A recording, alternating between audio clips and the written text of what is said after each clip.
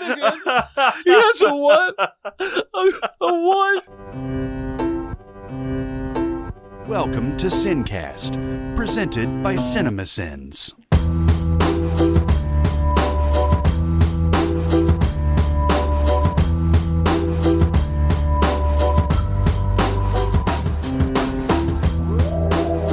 This episode of the SinCast is brought to you by NatureBox. Go to naturebox.com/SinCast to get 50% off your first order. All right, everybody, welcome to the SinCast. This is Chris Atkinson from Cinemasins, joined as always by the voice of Cinemasins, Jeremy Scott. Good morning. And from Music Video Sins, Barrett Share. It is morning. I mean, for the people who get this in their automatic downloads, it's probably morning. Yeah, for a lot of people. It is not morning as we do this. No, it's not. It is nighttime. It is. Well, with the sun out. Yeah, well, It's that it's rare. in the PM. It's in that twilight. Right. Twilight hour.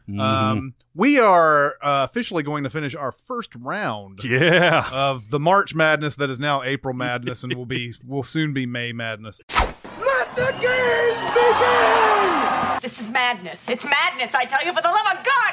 One shining moment, it's all on the line. Battle Royale! The crowd is just on its feet here. He's a Cinderella boy. You're excited! Feel these nipples! We're going to finish this up and we're going to have the second round completely set by the end of this. Exciting. It is exciting. Ooh la la. Covered a lot of ground here. We have covered a ton of ground. We've said goodbye to some masterpieces, and they're just lying on the side of the road, and we drove right on past it and said, fuck it. Yeah, Raiders of the Lost Ark and Dark Knight are both in that ditch. That's right. Yeah. Both looking at each other going, what the fuck? What did we have? What do we have to do? We are getting fucked up, by the way, Jeremy, on the comments. Oh, I know. About The the Raiders pick. is by far the most contriversial loss yet. Mhm. And Barrett and I are taking our fair share from that. Yeah. As you should. Anyway, we are going to start today with the 5 and 12 seed in the West region. Mhm. And the 5 seed is The Incredibles Yay! versus the number 12 seed Monty Python and the Holy Grail. Oh! Yeah. Mhm. So yet again, we're going like modern great movie against like beloved, revered classic. Yep.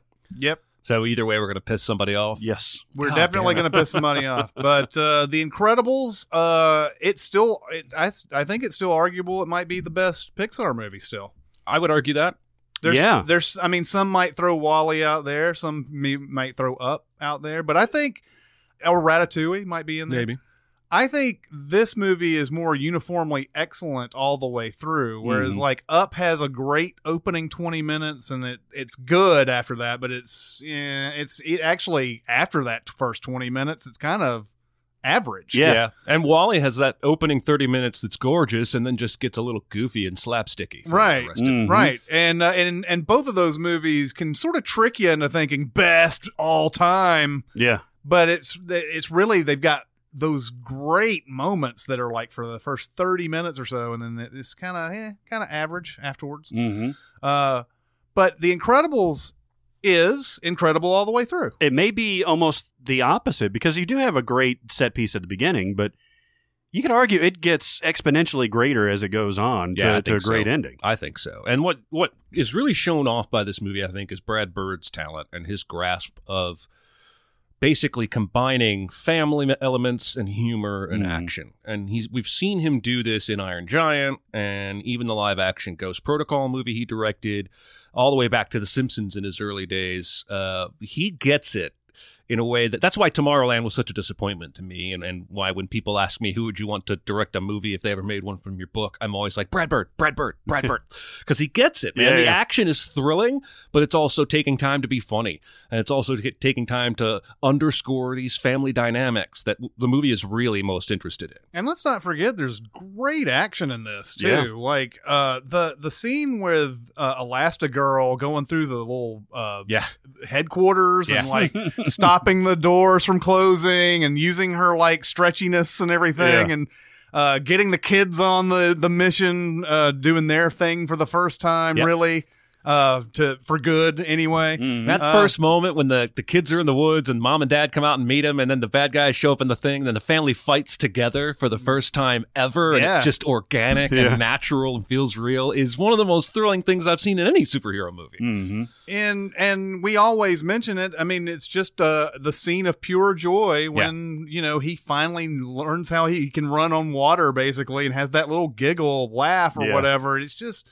It's stuff like that. Like, I feel like even in a somewhat lesser movie, like maybe something that's still basically decent, they don't do that. They just say, oh, well, he can run on water. That's great. And the giggle makes it. And what this has is everybody has a purpose. You see it when the mom turns into the raft, and then you've got, the Dash like kicking to make the motorboat go and everything.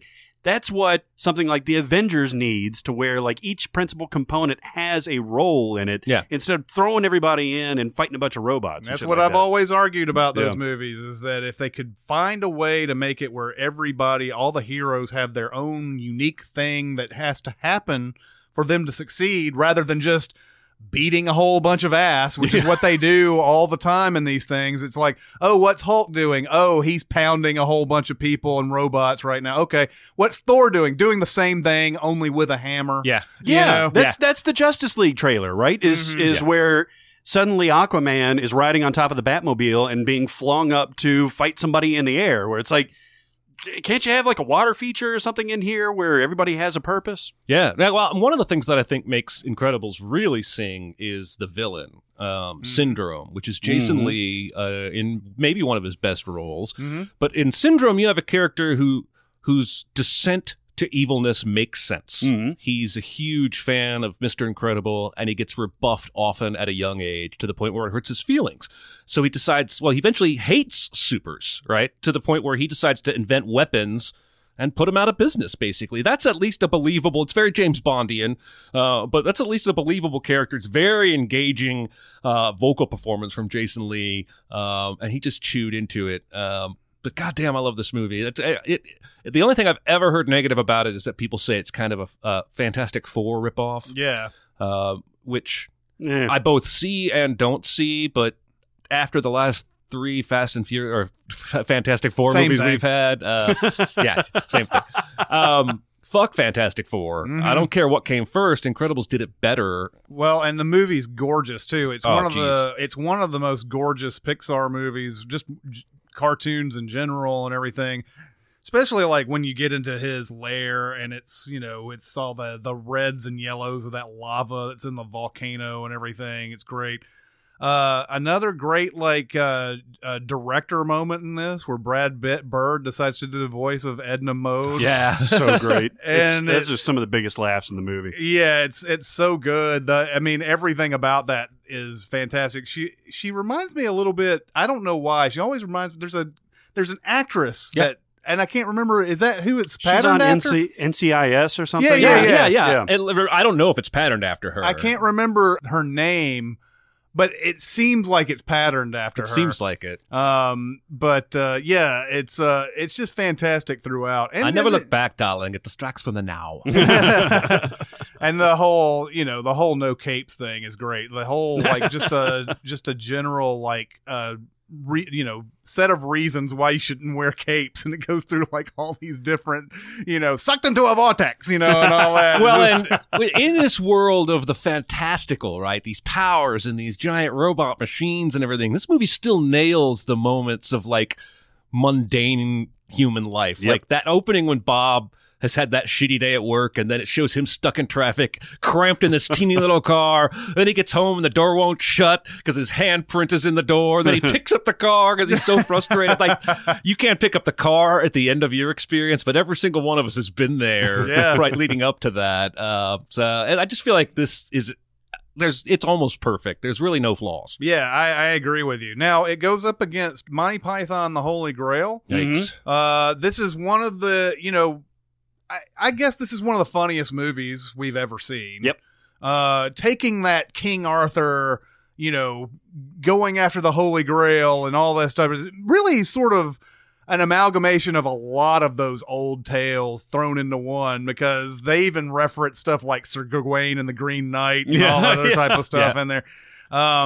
But like I was familiar with stuff like Airplane and The Naked Gun before I actually saw this movie. It took until I believe I was like 12 or 13 to finally see this, and it's not Airplane or Naked Gun. It's a little bit different, it's a little bit wittier, I think. Oh, definitely. Yeah, that's the thing. It's going for a little bit more. I mean, there's a lot of ridiculous in it too, but and a lot of non sequitur, which is what Monty Python was known for.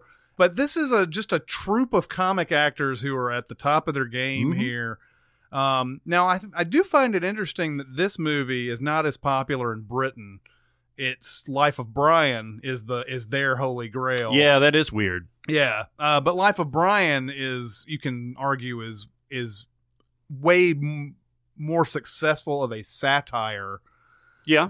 So if you got more of a like point to make, Life of Brian definitely sells that more. King Arthur is just, making fun of the Arthurian tales and everything. Yeah, and the segues are my favorite. The non sequiturs are some of my favorites. Like, I almost forget that whole credits gag. Oh, where yeah. it's like also with, yeah, and like Amir's once bit my sister. Yeah. Yeah. And then the people who were responsible for the credits have been sacked, and then they come back and say the people who have been sacked would like to acknowledge that they've been sacked.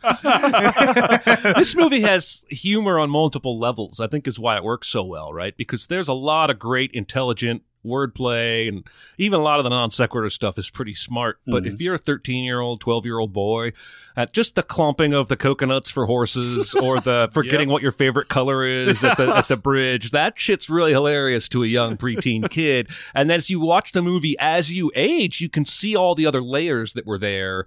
So I think the film has extra appreciation at different ages that you might watch it. I love little things in this where, they go to the castle and it's got the French people in it and everything, and the one guy's like, un cadeau, and it's like, what? A rabbit, and he has to keep translating for the other guy who's apparently also has to be French too. It's like, oui, allons-y. What does that mean? Let's go.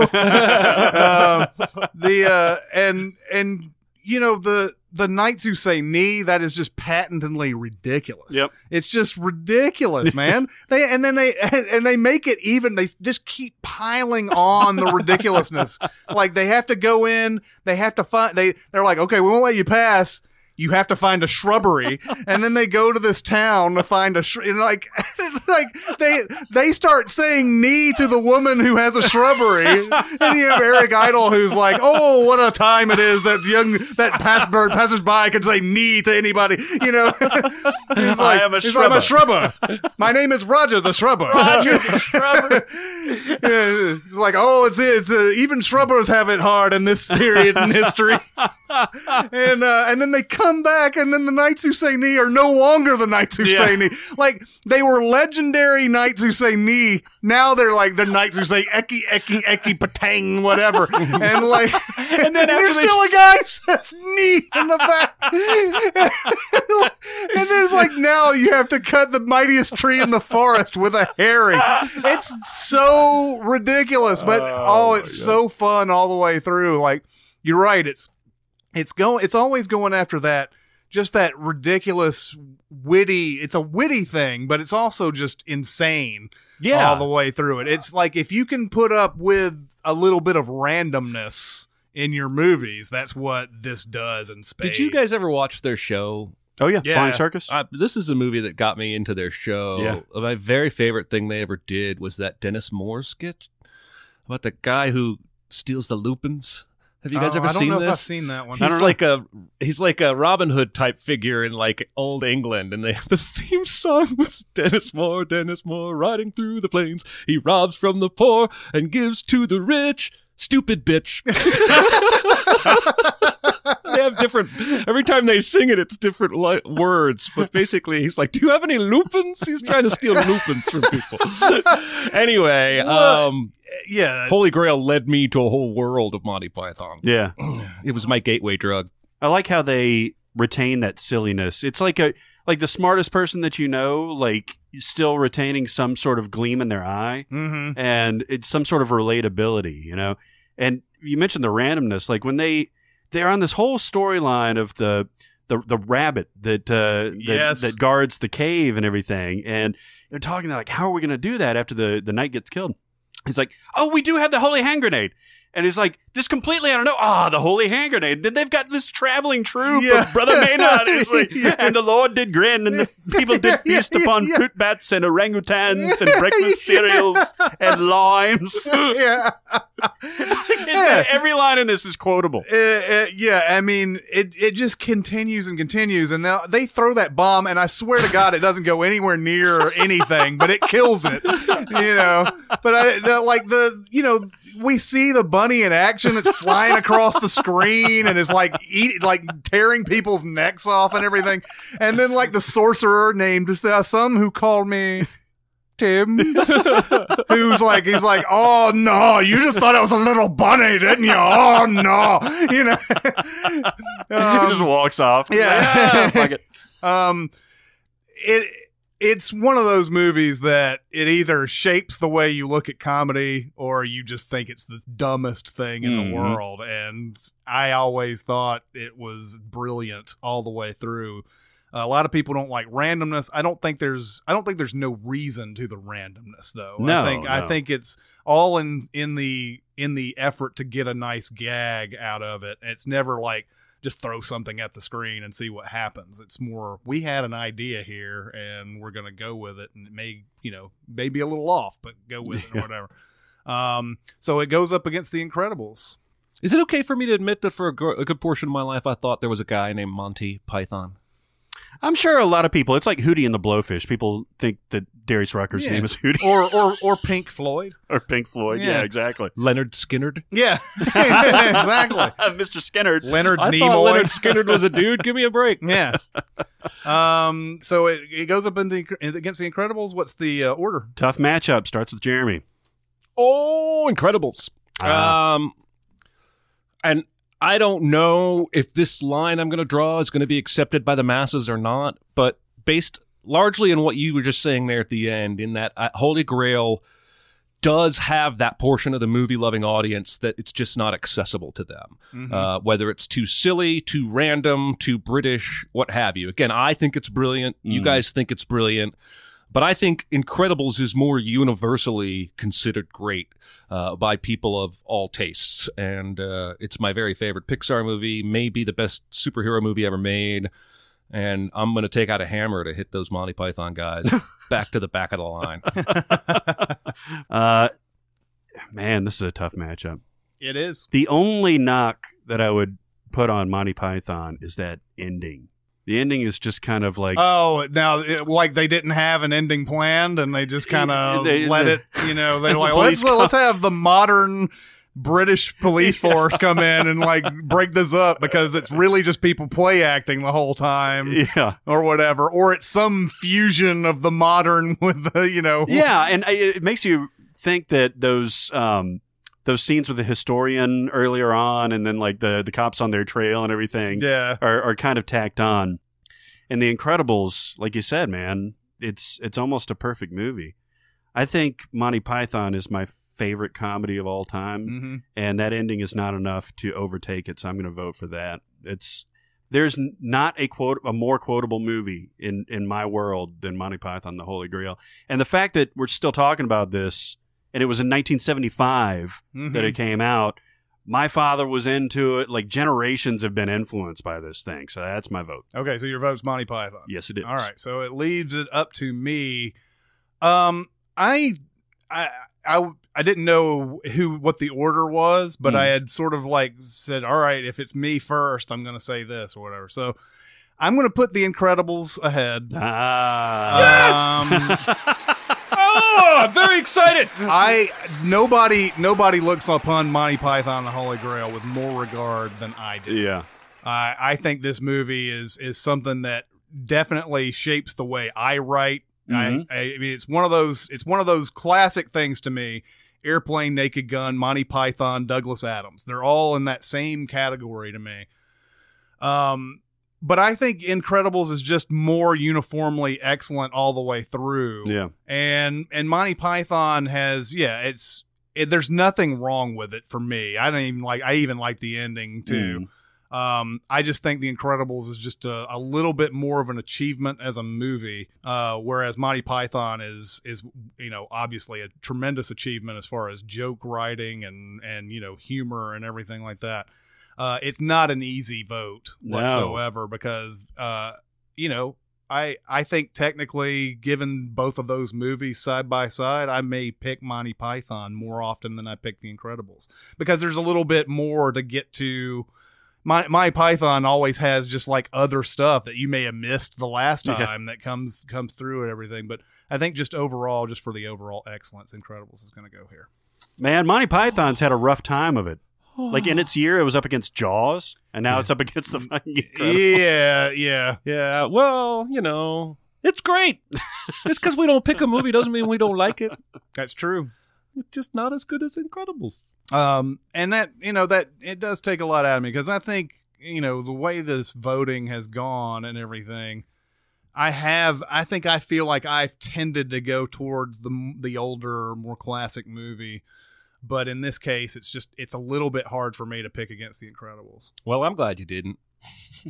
But we are, we'll probably, Monty Python Holy Grail has the same kind of rabid fan base that an Indiana Jones or anything else has. So there'll be people who are saddened by this as well. Yeah, but let's just remember we're going to end up with one fucking movie. Yeah, right? So everyone's going to be pissed. That's correct. Imagine it influencing the way you write. Do you ever have a time where like you're starting to write a sin and your fingers just kind of keep going before your brain catches up and you end up with like the silliest shit that you didn't even know that you were writing? Sometimes. Depends on how much wine I've had.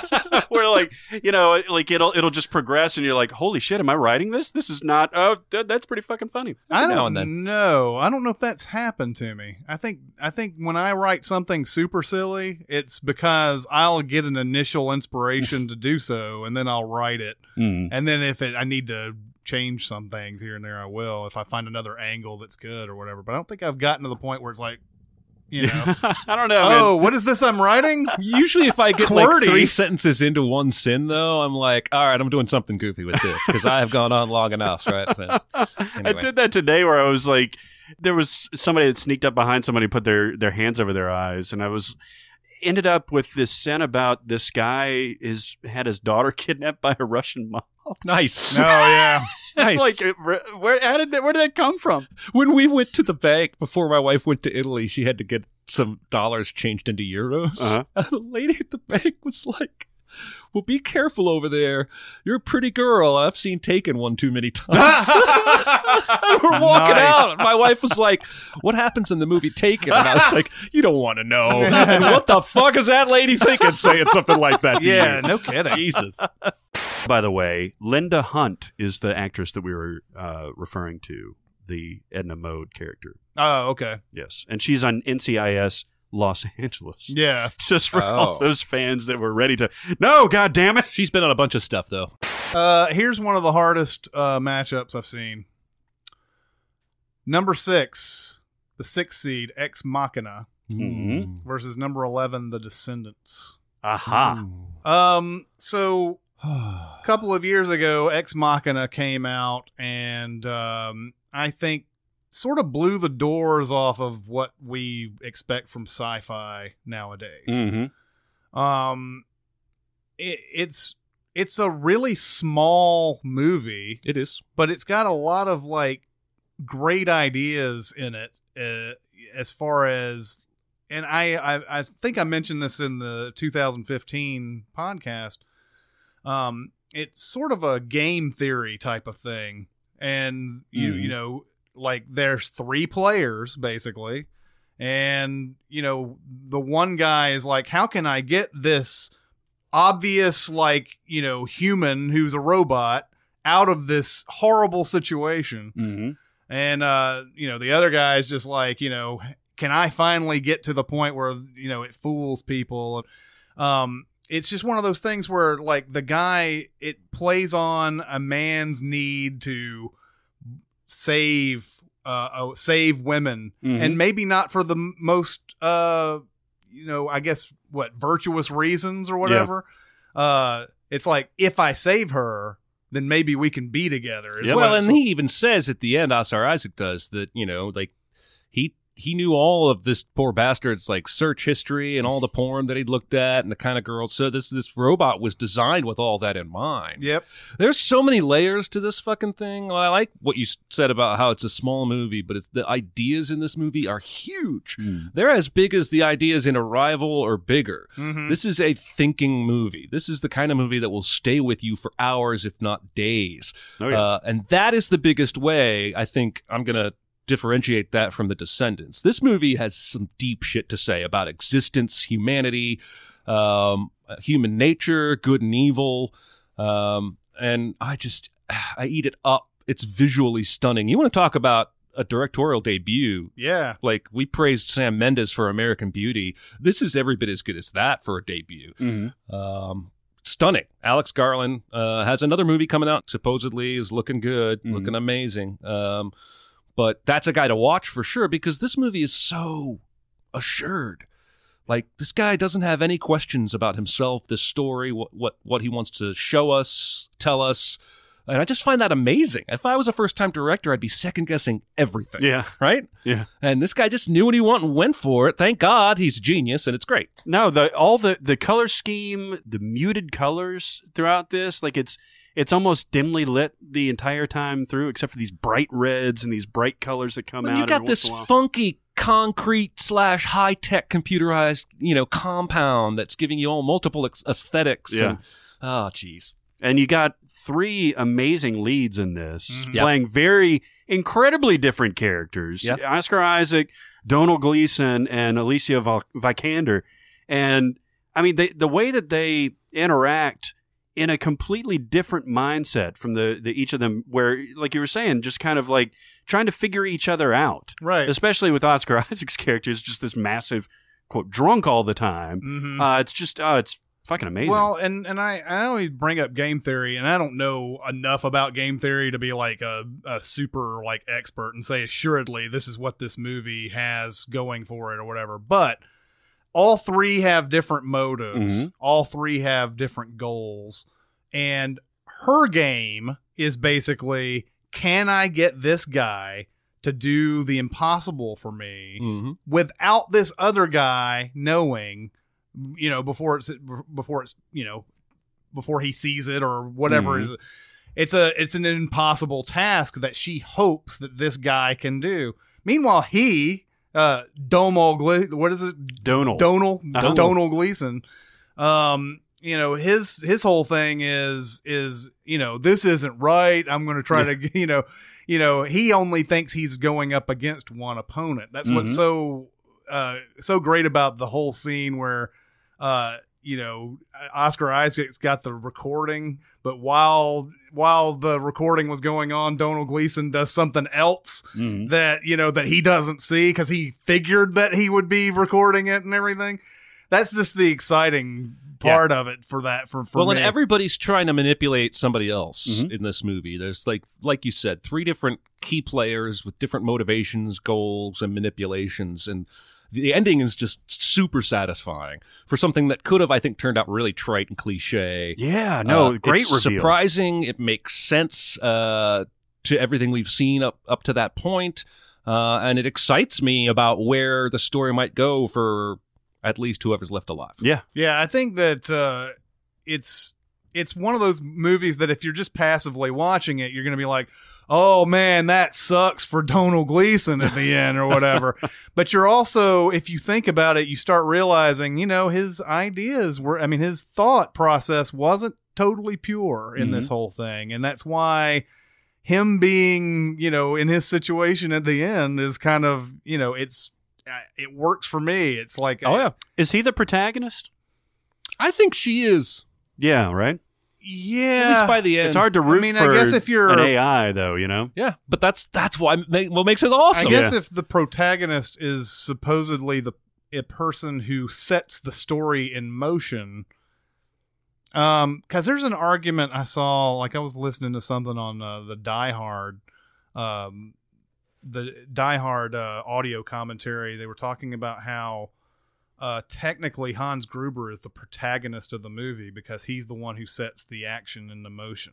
Huh. And that we've taken protagonist to be the good guy, but it's actually the person who sets the story into Is motion. that the definition? I believe so. No kidding. Now, if I'm wrong, that's at least something somebody else has defined as their protagonist, and it's something they go with or whatever. So, but I don't know if that's the true definition. I think I've always been told that it was the hero of the movie. Yeah, it's the person that you root for. It's that perspective by which you're supposedly, even somebody like Michael Corleone, that you're kind of funneled through. And I guess that doesn't have to be the good guy. But filmmakers of, I think it's either McTiernan or Jan de Bont or somebody who says that the protagonist is whoever sets the story in motion, and technically it's Hans Gruber. Yeah. In this one, it would be Oscar Isaac would be the protagonist if that was the case. Now, Nobody's going to root for him. No, as far as our hero is concerned, yeah, I think that she is. Yeah. Like I don't think there's any doubt about that. She didn't ask to be made. She's programmed to want to get out, basically.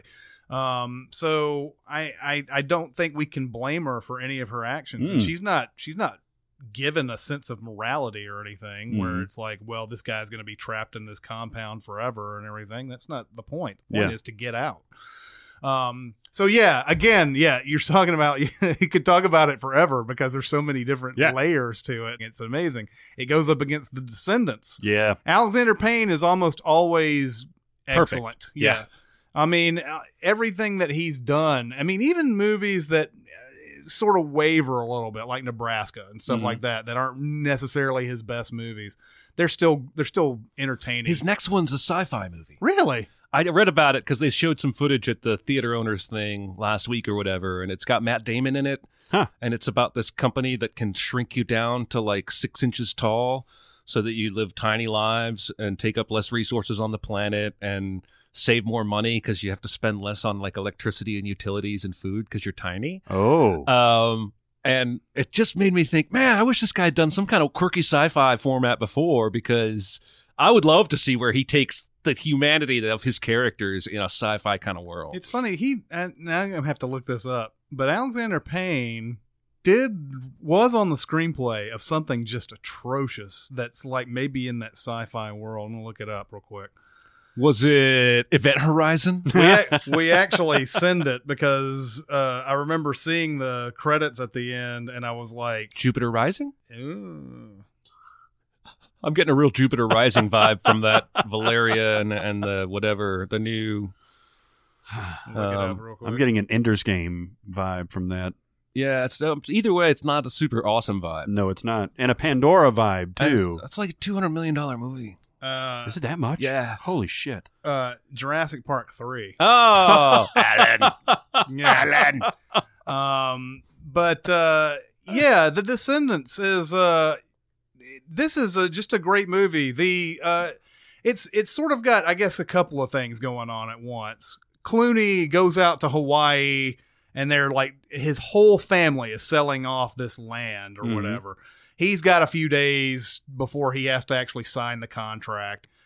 But I guess I buried the lead there. His wife is in a coma in the hospital, and he's basically getting everybody rounded up to say goodbye, including his daughter Shailene Woodley and his other daughter. And there's some really tough dialogue in this stuff too when he goes in, because he finds out that she's been cheating on him with this Matthew Lillard character that's in the movie. And he sort of gets this idea that, you know, he only slept with her to get close to the money. But I love the scene in The Descendants where he goes into the hospital and like Shailene Woodley starts throwing all these like all these bad things out, and he's like, don't say that in front of your sister and all that. And then they leave, and then he says the worst stuff. Oh yeah, man, he goes the fuck off. Yes, he does. But this is a really, really good movie. You know who's good in this movie is Beau Bridges. Yeah. It makes me wish that he had done more, Yeah, because he's just more higher profile stuff. More higher profile stuff because, like, he's not the bad guy, but he's almost set up to be, because he's the one that set this kind of in motion, this real estate deal, and he wants to get it done. And, he's really attached to the community and everything, but he wants his money. And you can see the conflict. In fact, when Clooney first meets with them at the bar and they just, they're all getting along and they're cousins and everything. And then you see, at the reunion picnic and everything, you see how that conflict really starts to solidify. And it's a great kind of perspective on family and business and all that stuff.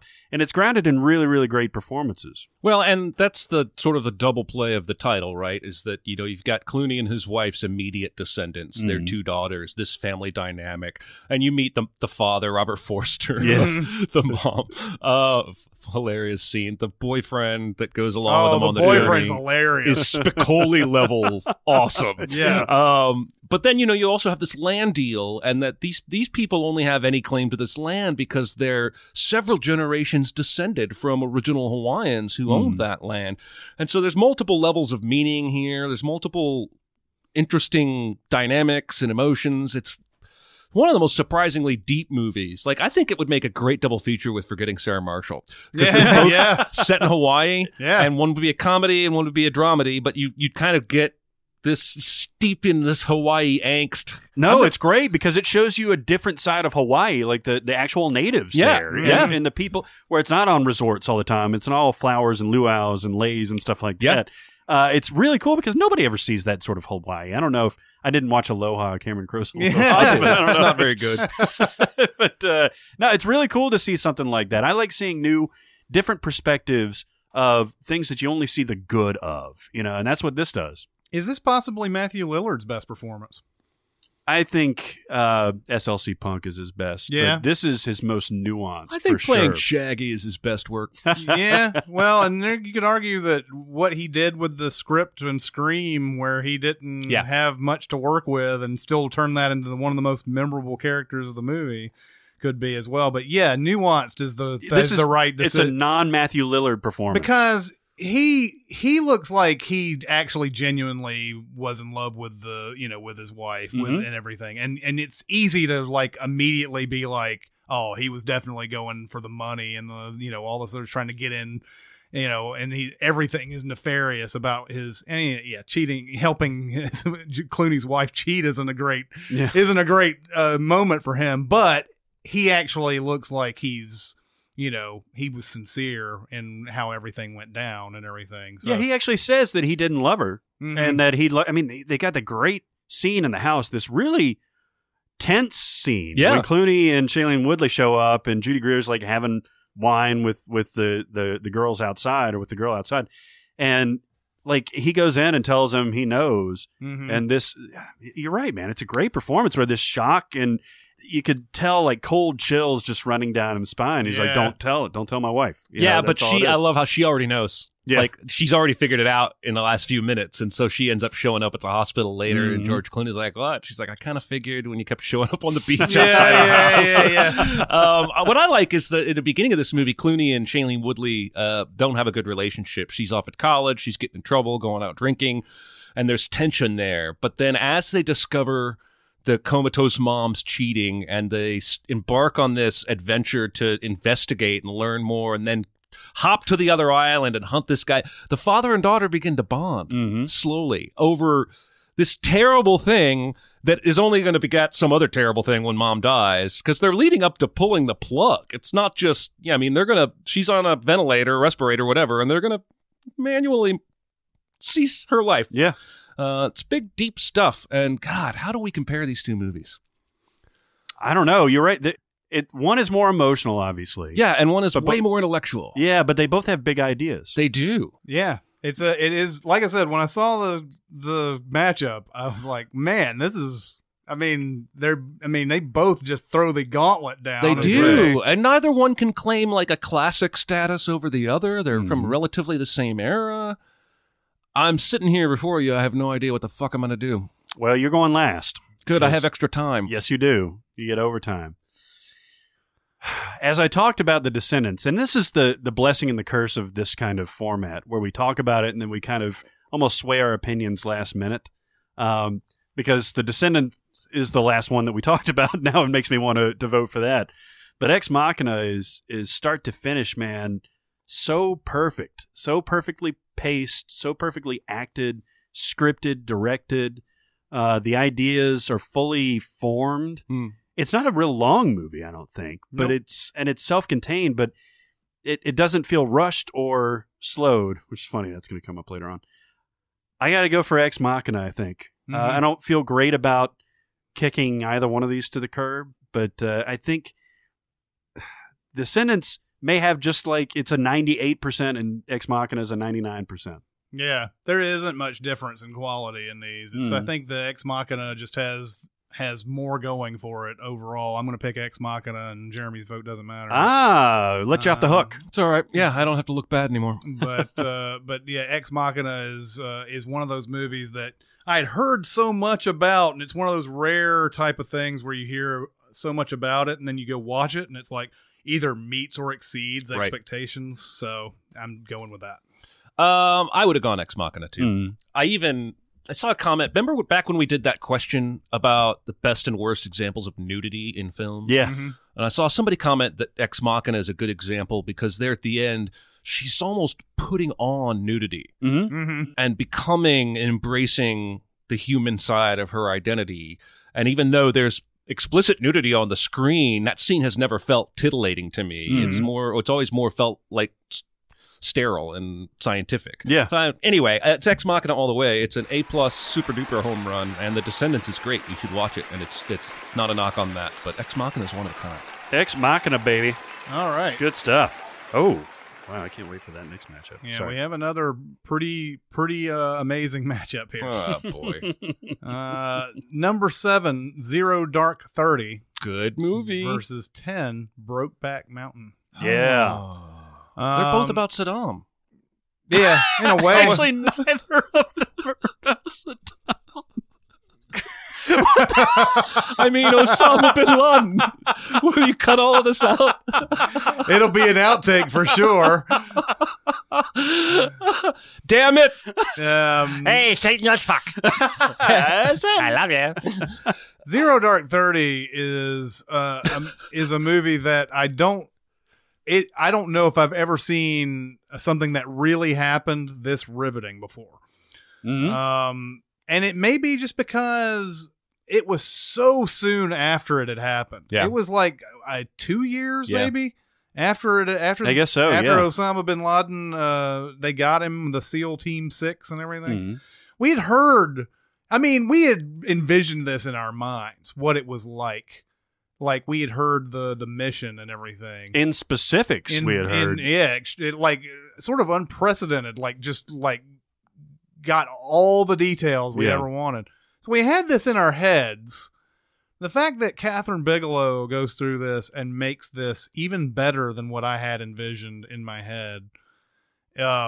It's that whole last 20 to 30 minutes is literally grip your seat type of stuff. I love that, man. Like, I still get kind of tensed up when at the end of Apollo 13. There's no reason for that to happen. I know exactly what happens. It's just master filmmaking at work. Well, and the end of Zero Dark 30, which is not about Saddam, is maybe one of the best restraint, I'm not going to use any music moments I've ever seen. I was actually watching The Dark Knight Rises the other day because it was on and I was bored. That's about Saddam. Yeah, definitely. Saddam's all over that movie. But my favorite scene in the whole movie is when Batman is led by Catwoman down to Bane's lair and Bane basically beats him up and breaks his back and defeats him. But that entire scene has no music. Yeah. And it's all done with audio and just the grunts and the sound effects of each punch. And if that had some like Hans Zimmer kind of... it wouldn't play as powerful. Even more so with Zero Dark 30. I think it just ramps the tension up by a factor of 10 to have no music in the background and just hear what they're hearing. Yeah, and the perspective is so close too on everybody. And you've got the darkness, and you've got the helicopter failing, and you've got this unknown quantity. Even though they know kind of what they're going into, they don't know who's there, and they don't know exactly what they're going to encounter.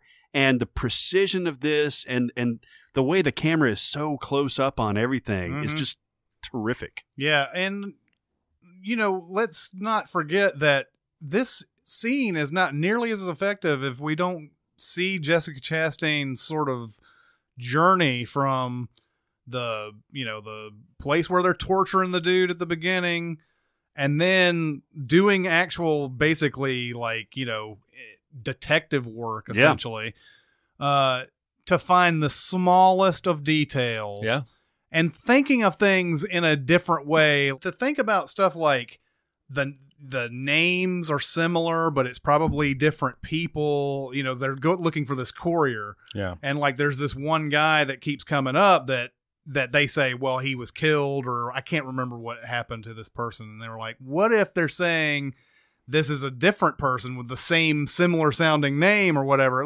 To have that kind of brains working is incredible to me, and it's so satisfying to think of a problem in this way, because I know you guys have maybe been in the same situations where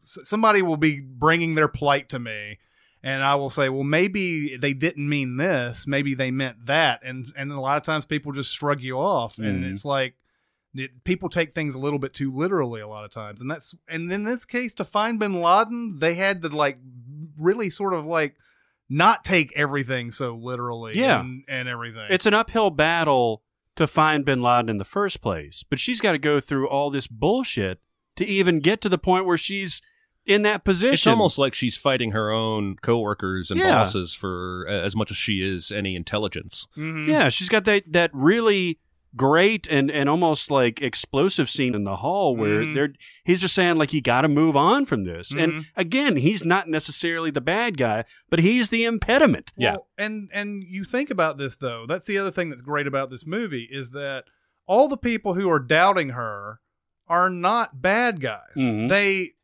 There's so much information. I think Kyle Chandler is the one who brings up the fact that they have so many leads about where Osama bin Laden is and everything. Why do you think yours is the most special of them all?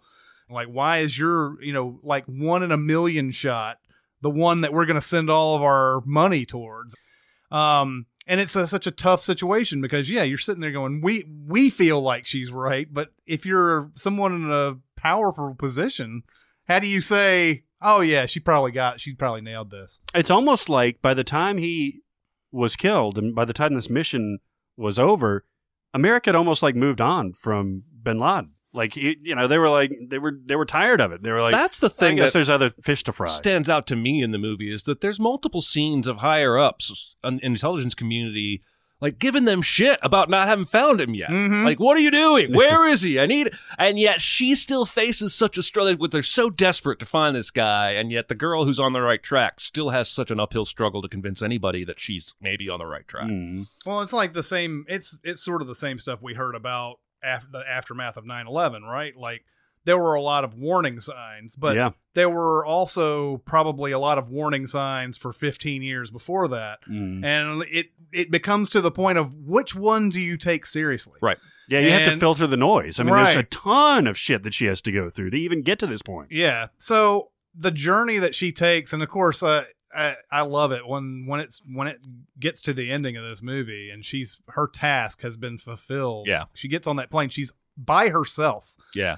They're the pilot's it's only you, huh? Okay, well, it's you must be really special then because, and she just breaks down at the end. She's just think about how many years she went through on this to saying she was right, and then she comes out that she's right, and they get him and.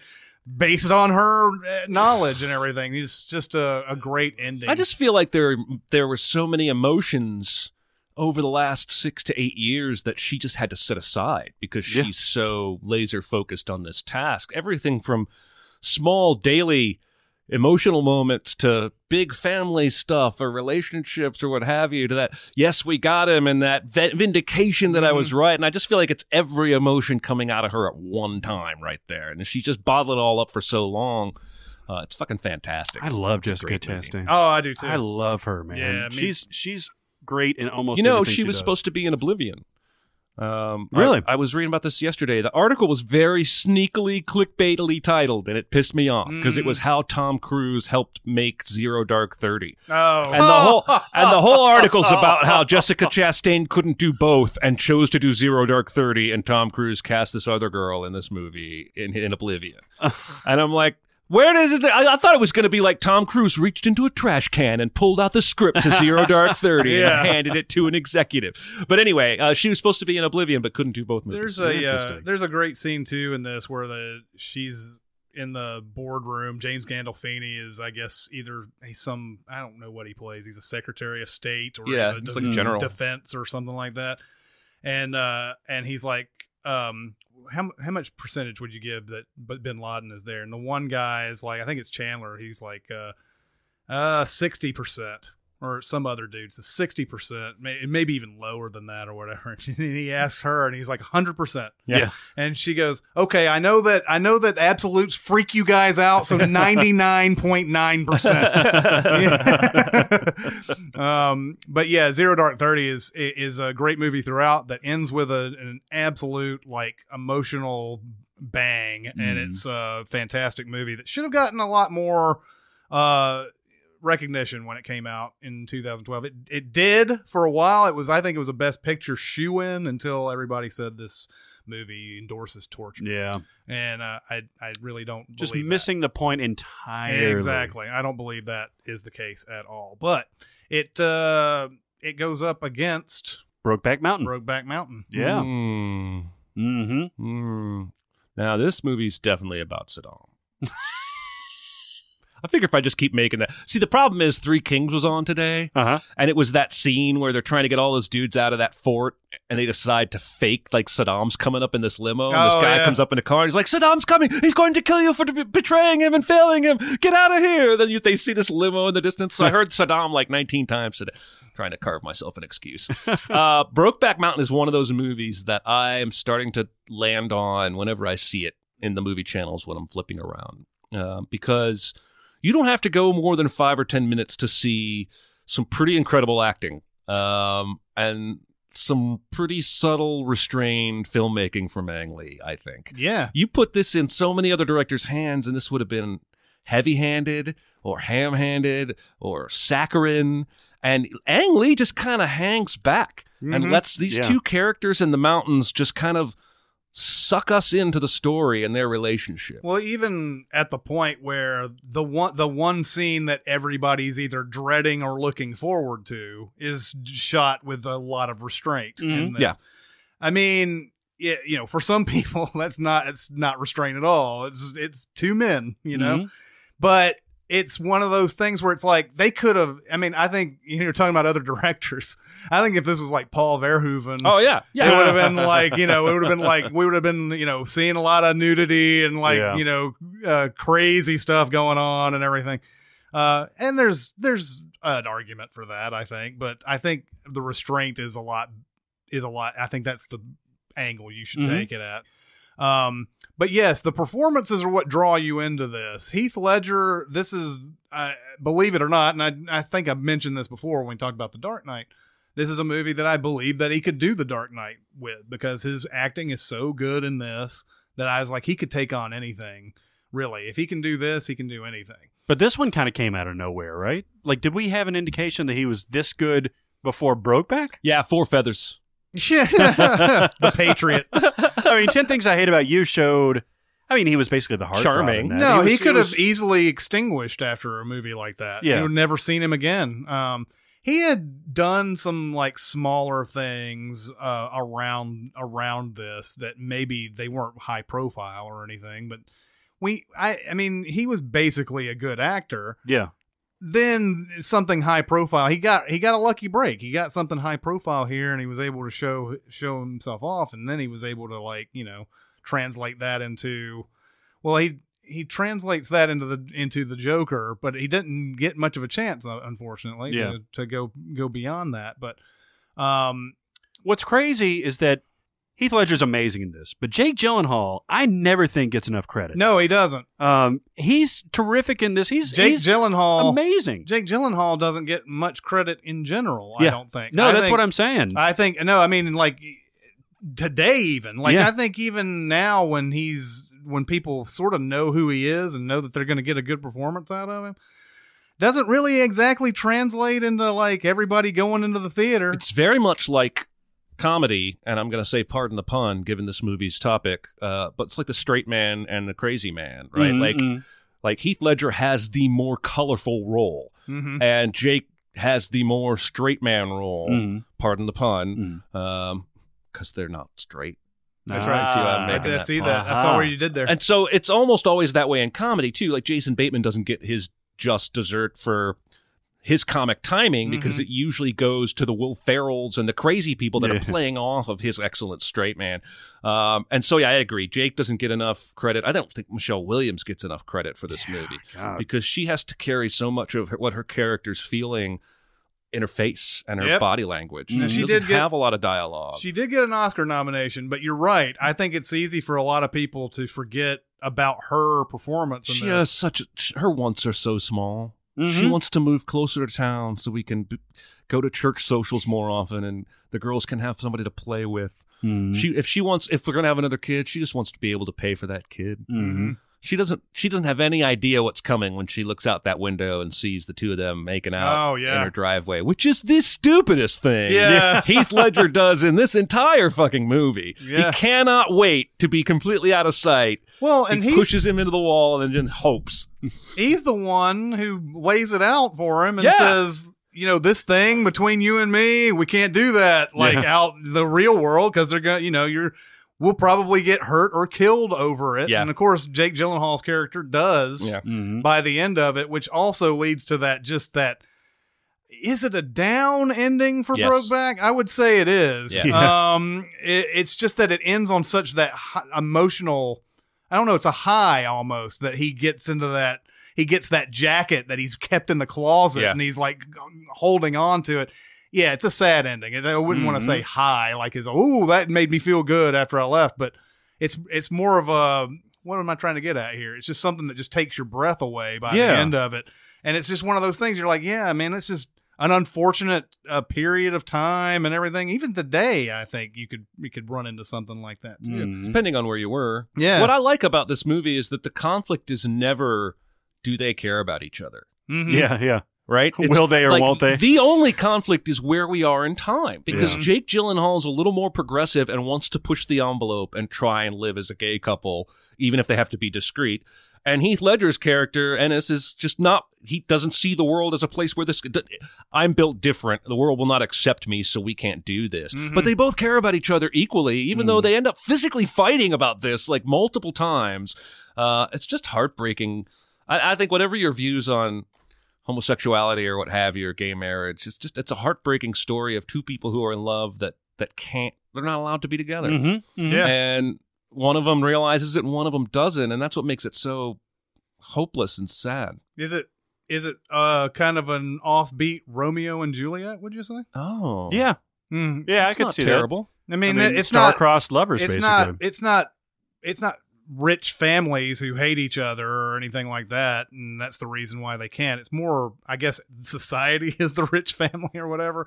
You could get into some it's more of a West Side Story. Could get into some real like college philosophical type shit here. Like, yeah, man, society is like the Capulets and the Montagues, man. But they are definitely star-crossed lovers. Anytime you get something, it may have come up in that Loving movie that came out late last year too, where some sort of rules are set against these two people getting together. And that's how it is here. And it's filmed in a different context, which I really like. It's not like in the middle of a city or something like that. It's in this open range, this beautiful mountain. Oh my God, this movie is gorgeous. Yeah. And one of those movies where by the end of it, half the theater is bawling their eyes out. Yep. That was one of those singular movie going experiences I've ever had. Walking out and seeing people like dabbing their eyes and stuff like that. Is this the last really good performance before Randy Quaid went off the reservation? Yeah, I think so. I don't. Did Randy Quaid, other than Uncle Eddie, ever have like a? I mean, he was a great comic actor, like Kingpin and Independence Day, and stuff like that. I don't know if I've ever seen him like just tremendous like this. Like he's good at playing a bigot in this movie. Yeah. You guys sure found the time to waste the time out there. I was paying you to watch a sheep, not to stem the rose. Yeah. But yeah, this is good, and it sort of shows the versatility of Ang Lee. I mean, the guy is really not genre bound at all. Not at all. And he can do almost all things well. And I think if Hulk could have been better if it wasn't for the fact that he's doing it for a big studio and everything like that. But he's got just his roster of movies is just he's a Hall of Famer. I think we should take a future podcast and discuss the most diverse directors, because I know we've talked about this a little before. He's in that list, and Danny Boyle's in that list, and I'm starting to think the guy that did Logan.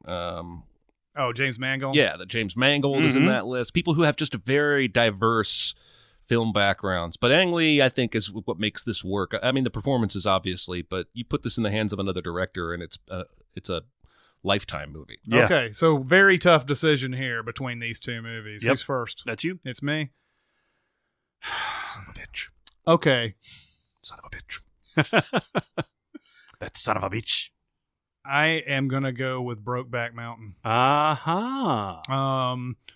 I think this movie ultimately is more important than Zero Dark 30. Now, and that's the kind of stupid kind of thing we're in here, where we're trying to decide what's more important, homosexuality and its acceptance, or the killing of a major world terrorist. Wait till we put either one of them up against Schindler's List. What's more important? Yeah. I think Zero Dark 30, bar none, is the more exciting movie. And the performances across the board in that movie. But really, you're focused on Jessica Chastain and that's her movie. And everybody else is good filler, basically. Yeah. This is three great performances. Anne Hathaway is in this, too. I don't think she gets much of a chance to do much in this. She doesn't. But three great performances. And I think it's a type of movie that if you're against homosexuality, it might at least make you consider that. It'll change perspectives. I think there has to be people out there who've had their minds changed by this movie. Mm-hmm. There are others who probably never changed their mind, but they at least had to consider it. Mm-hmm. And ultimately, that's what I'm going to go with. All right. That scene after that first year watching the sheep when they get back and say goodbye, mm-hmm. and Heath Ledger walks over to the side of the building, bends down on his knees and starts crying and punching the wall. Yeah. And there's a dude walking by. He's like, the fuck are you looking at? Like, I feel like he's just had a taste in that relationship on the mountain of something he thought he could never have. Mm-hmm. That he had urges, perhaps, but had just accepted society wants me to be this way. And then he has this experience and it's over. Mm-hmm. And he just weeps. He just openly weeps. It's Brokeback Mountain. Sorry, Barrett. I'm sorry, right. Zero Dark 30. I think Jessica Chastain is great in that movie, mm-hmm. but I don't think there's any performance in Zero Dark 30 that can match what the two leads are doing in Brokeback Mountain. Mm-hmm. And I do think it's a more important movie, and I do think it makes me feel more. Mm-hmm. Zero Dark 30 is electric. It's tense as fuck for the last 30 minutes. If you like that kind of stuff, watch it, enjoy it. But I don't think you're going to be thinking about this the next day or for days later. Whereas, like you were saying, I think this movie, Brokeback, has the potential to maybe nudge some people here mm-hmm. or there on this particular issue. But even if it doesn't, it's just a heartbreaking love story, like so many real life romances that never happen. Yeah, it's sad. Sorry, Barrett. I'll plant a flag for Zero Dark 30. Mm-hmm. I think the only knock that I have on this movie is that the Navy guys are kind of interchangeable. The characters, mm-hmm. like even somebody like Chris Pratt and Joel Edgerton, yeah. both of whom are terrific actors. I get them kind of confused in that movie. They're kind of just kind of in the background and only show up. Jason Clarke for has the showiest role of all those guys, I think. Yeah. So When you lie to me, I hurt you. yeah, yeah, exactly. I'm not your friend. But it's a great movie. You should watch both of them. So that means that Brokeback Mountain wins. Brokeback. Wow. Moves on. All right, now to our final in the West region. This is the last one? The 8 and 9. This is the last one. We will be officially into the second round. after Yeah. this. All right, so the 8 seed Amadeus. This is musically themed. Number 9, Whiplash. Yes. Whoa. God, now we're back to this classic versus modern. Yep. You did that on purpose, didn't you? No. I said it back in the 1984 podcast that Amadeus surprised me because I didn't see this movie forever. Like I was kind of afraid of a, period piece, whatever. I was 7 when it came out. And then when I got older, I was like, okay, yeah, it might be good and everything, but it's one of these period pieces, probably real stuffy period piece. When I finally got around to watching it, I was like, holy shit, this isn't stuffy at all. This is funny. Yeah. And it's got a great story to it and everything. Tom Hulse is amazing in this. Yeah, he really is. Yeah, and the movie moves for this. It's not really an epic. I mean, it's only told over a period of, 4 or 5, maybe 10 years, something like that.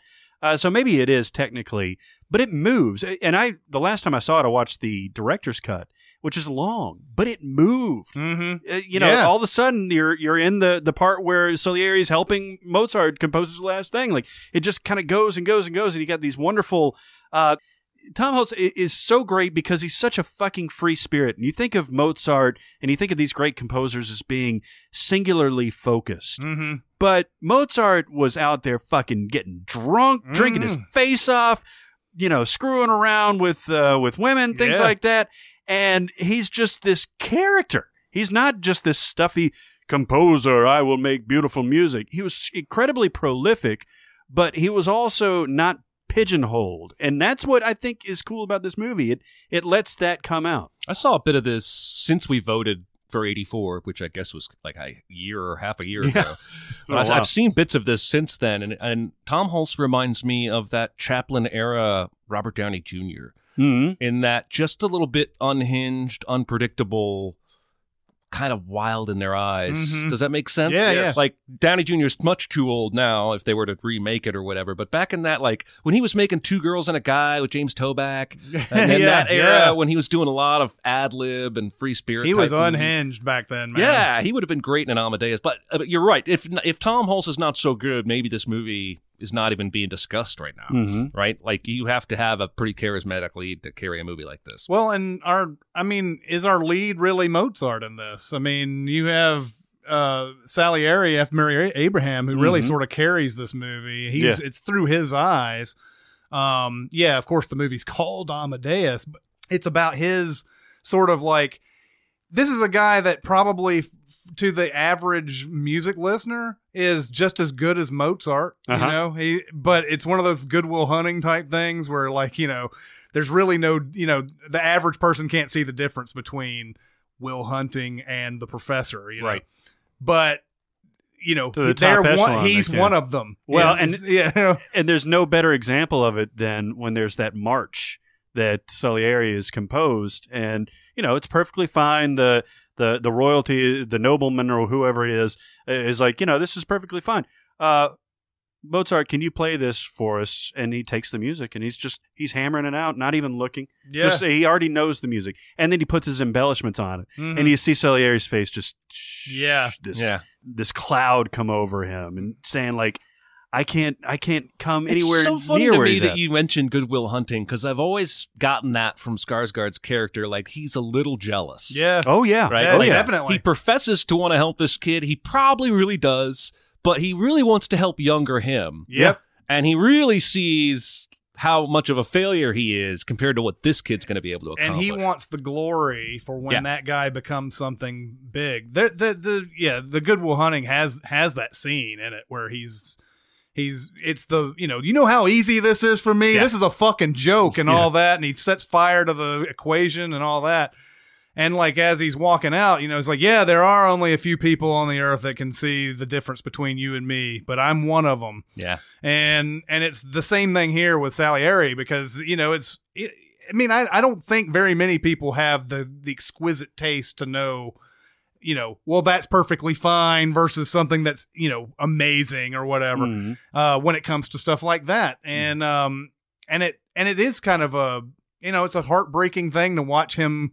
He feels like he feels like he is as talented and as far as he can possibly go, and he can never reach what Mozart does. He's at capacity. He knows there's a gear that I don't have, and because he's seeing it up close, you do kind of sympathize with him. After a while, you're just like, man, it's right in his face, and they are rivals only in the sense that he thinks they're rivals. Yep. Mozart could care fucking less about Salieri, except that he can transcribe his last work on his deathbed, basically. Well, and even when there's the scene where Mozart's making fun of him and everything, Salieri takes this as sort of a salvo or whatever, where it's just him playing around and being goofy and everything. He doesn't think one way or the other about it. That's probably the more damning statement about their relationship, is that it's not a salvo. It's just, I'm just going to make fun of you. No big deal. Yeah. He takes it as like this amazing, oh my God, he's thrown the gauntlet down or whatever. It's also got a great Gary Oldman cameo as Beethoven. It does. Some of his best work. That's amazing. Yep. And then later when he's like Dracula, that's so crazy. Very weird. Milos Forman hit a fucking home run with this. I mean, so it was 9 years from One Flew Over the Cuckoo's Nest to this. And both of those are just incredible to me, obviously in very different ways. But the way that he paces this and the way he structures this, with the death of Mozart at the beginning and then Salieri attempting suicide and everything, and then where it wraps around to the end and it's got that emotional just whammy when you see the coffin come out and the Requiem playing and everything. This is just an incredible fucking movie. I can't hear the name Milos without thinking of that Seinfeld episode with the tennis instructor who's terrible, who wants Jerry to let him win. That's another point for Milos! The little baby! So, Amadeus is incredible. It goes up against Whiplash. Jesus. Whiplash is still probably one of the most intense movie going experiences I've had in the last 5 years. Oh yeah, it's up there, man. This is not a movie that telegraphs in any way the intensity that's coming. Yeah, and even when it gets tense as fuck, you still don't realize what's coming. There's almost a double ending here. It's one of my favorite things about this movie is that it manages to gut punch me twice in the finale. Once when he fucks over Miles Teller, which is just kind of one of those, holy shit, how little character and moral fiber do you actually have, you vindictive prick. Yeah. And he goes off and his dad's there and you think, what a depressing movie. And then he's like, you know what, fuck it. I'm going to go back in there and claim this moment no matter what happens. And then he just flips the script entirely. And I told you this before, by the end of it, I'm convinced they have complete utmost respect for each other. They come to some understanding of peace in the midst of playing that song. There's no doubt about it. And in a way, there's a couple of things going on here. Yes, it's a fuck you to J.K. Simmons. But J.K. Simmons, it's also sort of a culmination of his teachings finally hitting home here. Yeah. He pushed him. He's right. He's right. In fact, he did the ultimate thing to fuck this guy up, and he came back and did this. It's a vindication for all the things that he's done. We can debate endlessly as to whether or not this kind of pushing is warranted in any situation. It's downright abuse. It absolutely is. What do you stand on that? Do you think it's warranted? Do you think this is the ends justify the means? Well, okay. Can we talk? Can we let our hair down a little bit? Man, do about perfectionism and everything? How much do you guys have ever experienced that? Do you experience perfectionism in any way? Absolutely, a little bit. I think you guys know just from my notes on things and scripts and on edits and everything like that. I'm very I don't think I'm to the point of J.K. Simmons territory. That's the really extreme example. I can see what drives his character. I think a lot of people might think it extreme, but unless you have unless you've really sort of seeped yourself into perfectionism in any sort of way, you won't recognize why that moment where the ultimate cruelty, where he says, there's no two worse words in the English language than nice job. Mm-hmm. It is something that it basically says you may never reach perfection, but you should always strive towards it. And maybe you'll have that one moment where you finally hit it. I don't think it's warranted. Mm-hmm. I think perfectionism is something that is in many ways a flaw of human character more than if you can do that to a certain degree where you just want to have excellence and everything, you make sure that you do things the right way, quote unquote, or you're not like being lazy about what you're doing and everything. I think that it has some merit. But when you're at the point where nothing is right, nothing can ever satisfy you, I think that's where it gets into abuse and a flaw of human character. Mm-hmm. You went deeper than I was going to go. I was going to say I had 2 little league coaches when I was a kid. Mm-hmm. They were brothers, and one was a screamy, yelly guy, and one was an encourager guy. And there were moments that I needed both of those guys, right? Like there were moments, depending on my mood and my situation, that I needed to be encouraged and not yelled at. Mm-hmm. And there were times that I needed to hear, Jeremy, what the fuck are you doing? To motivate me, right? So I think there's a place for both. What J.K. Simmons in this movie has always reminded me of a drill sergeant, of somebody who knows there's so much potential danger out there if you screw up that I need to get you perfect. Whatever means necessary. We're not going to make the mistake in front of an audience. Mm-hmm. But, clearly I think he goes too far, but I think that's because it's a movie. I think everybody in life who's ever played a sport or been in band has had a coach or a band director or a leader who has been a pusher, who's been a yeller. And I think it's a perfectly valid motivational technique. I just think you need a balance, a mix. For a while there, it's perfectly acceptable what he does because he wants to make sure. I think he's pretty sure that Miles Teller is the better drummer of all the 3 that are going for it. But he always wants him to be looking behind him, and making sure that, like, look, you're never in this seat for good. You need to always earn it.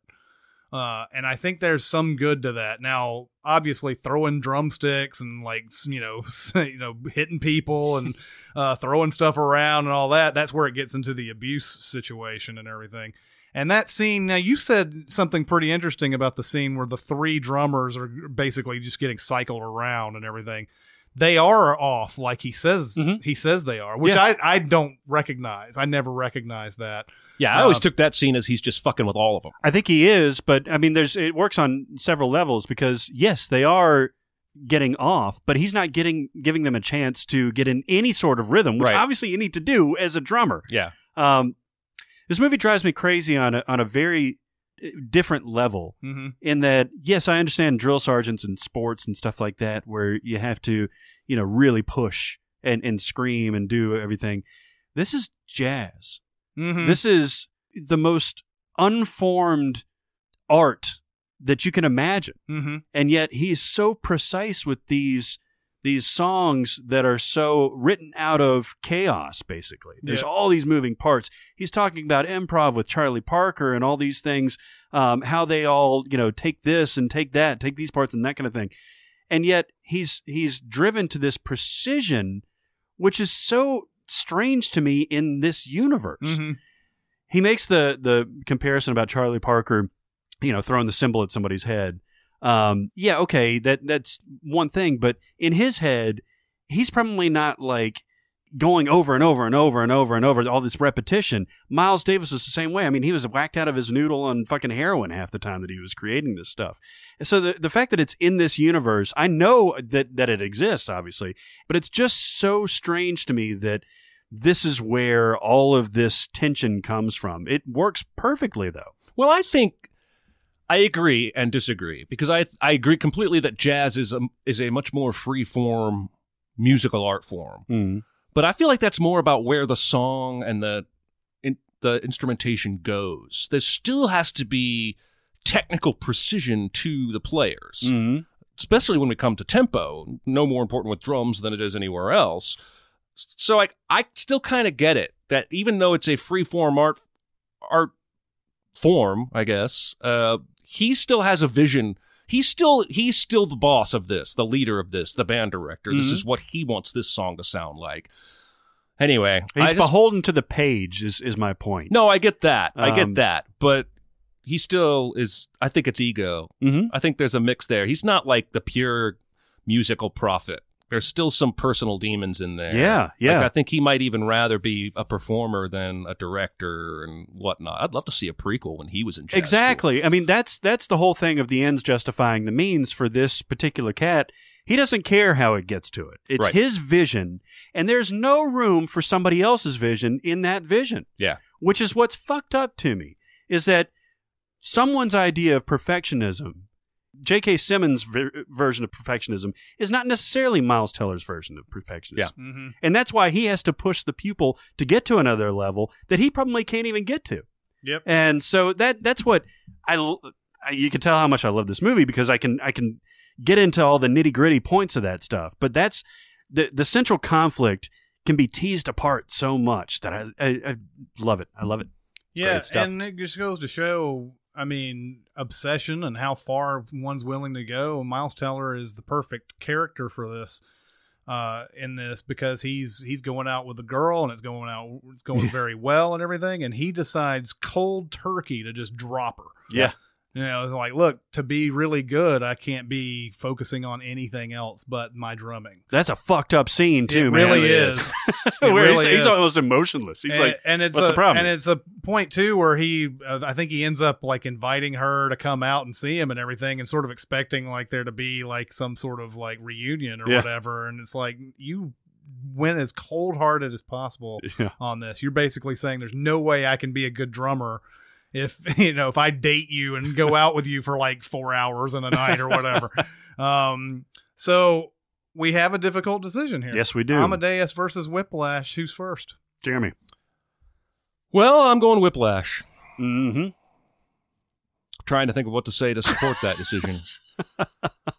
Makes me feel more. Mm-hmm. It socks me in the gut more. There might be a little more magic in Amadeus.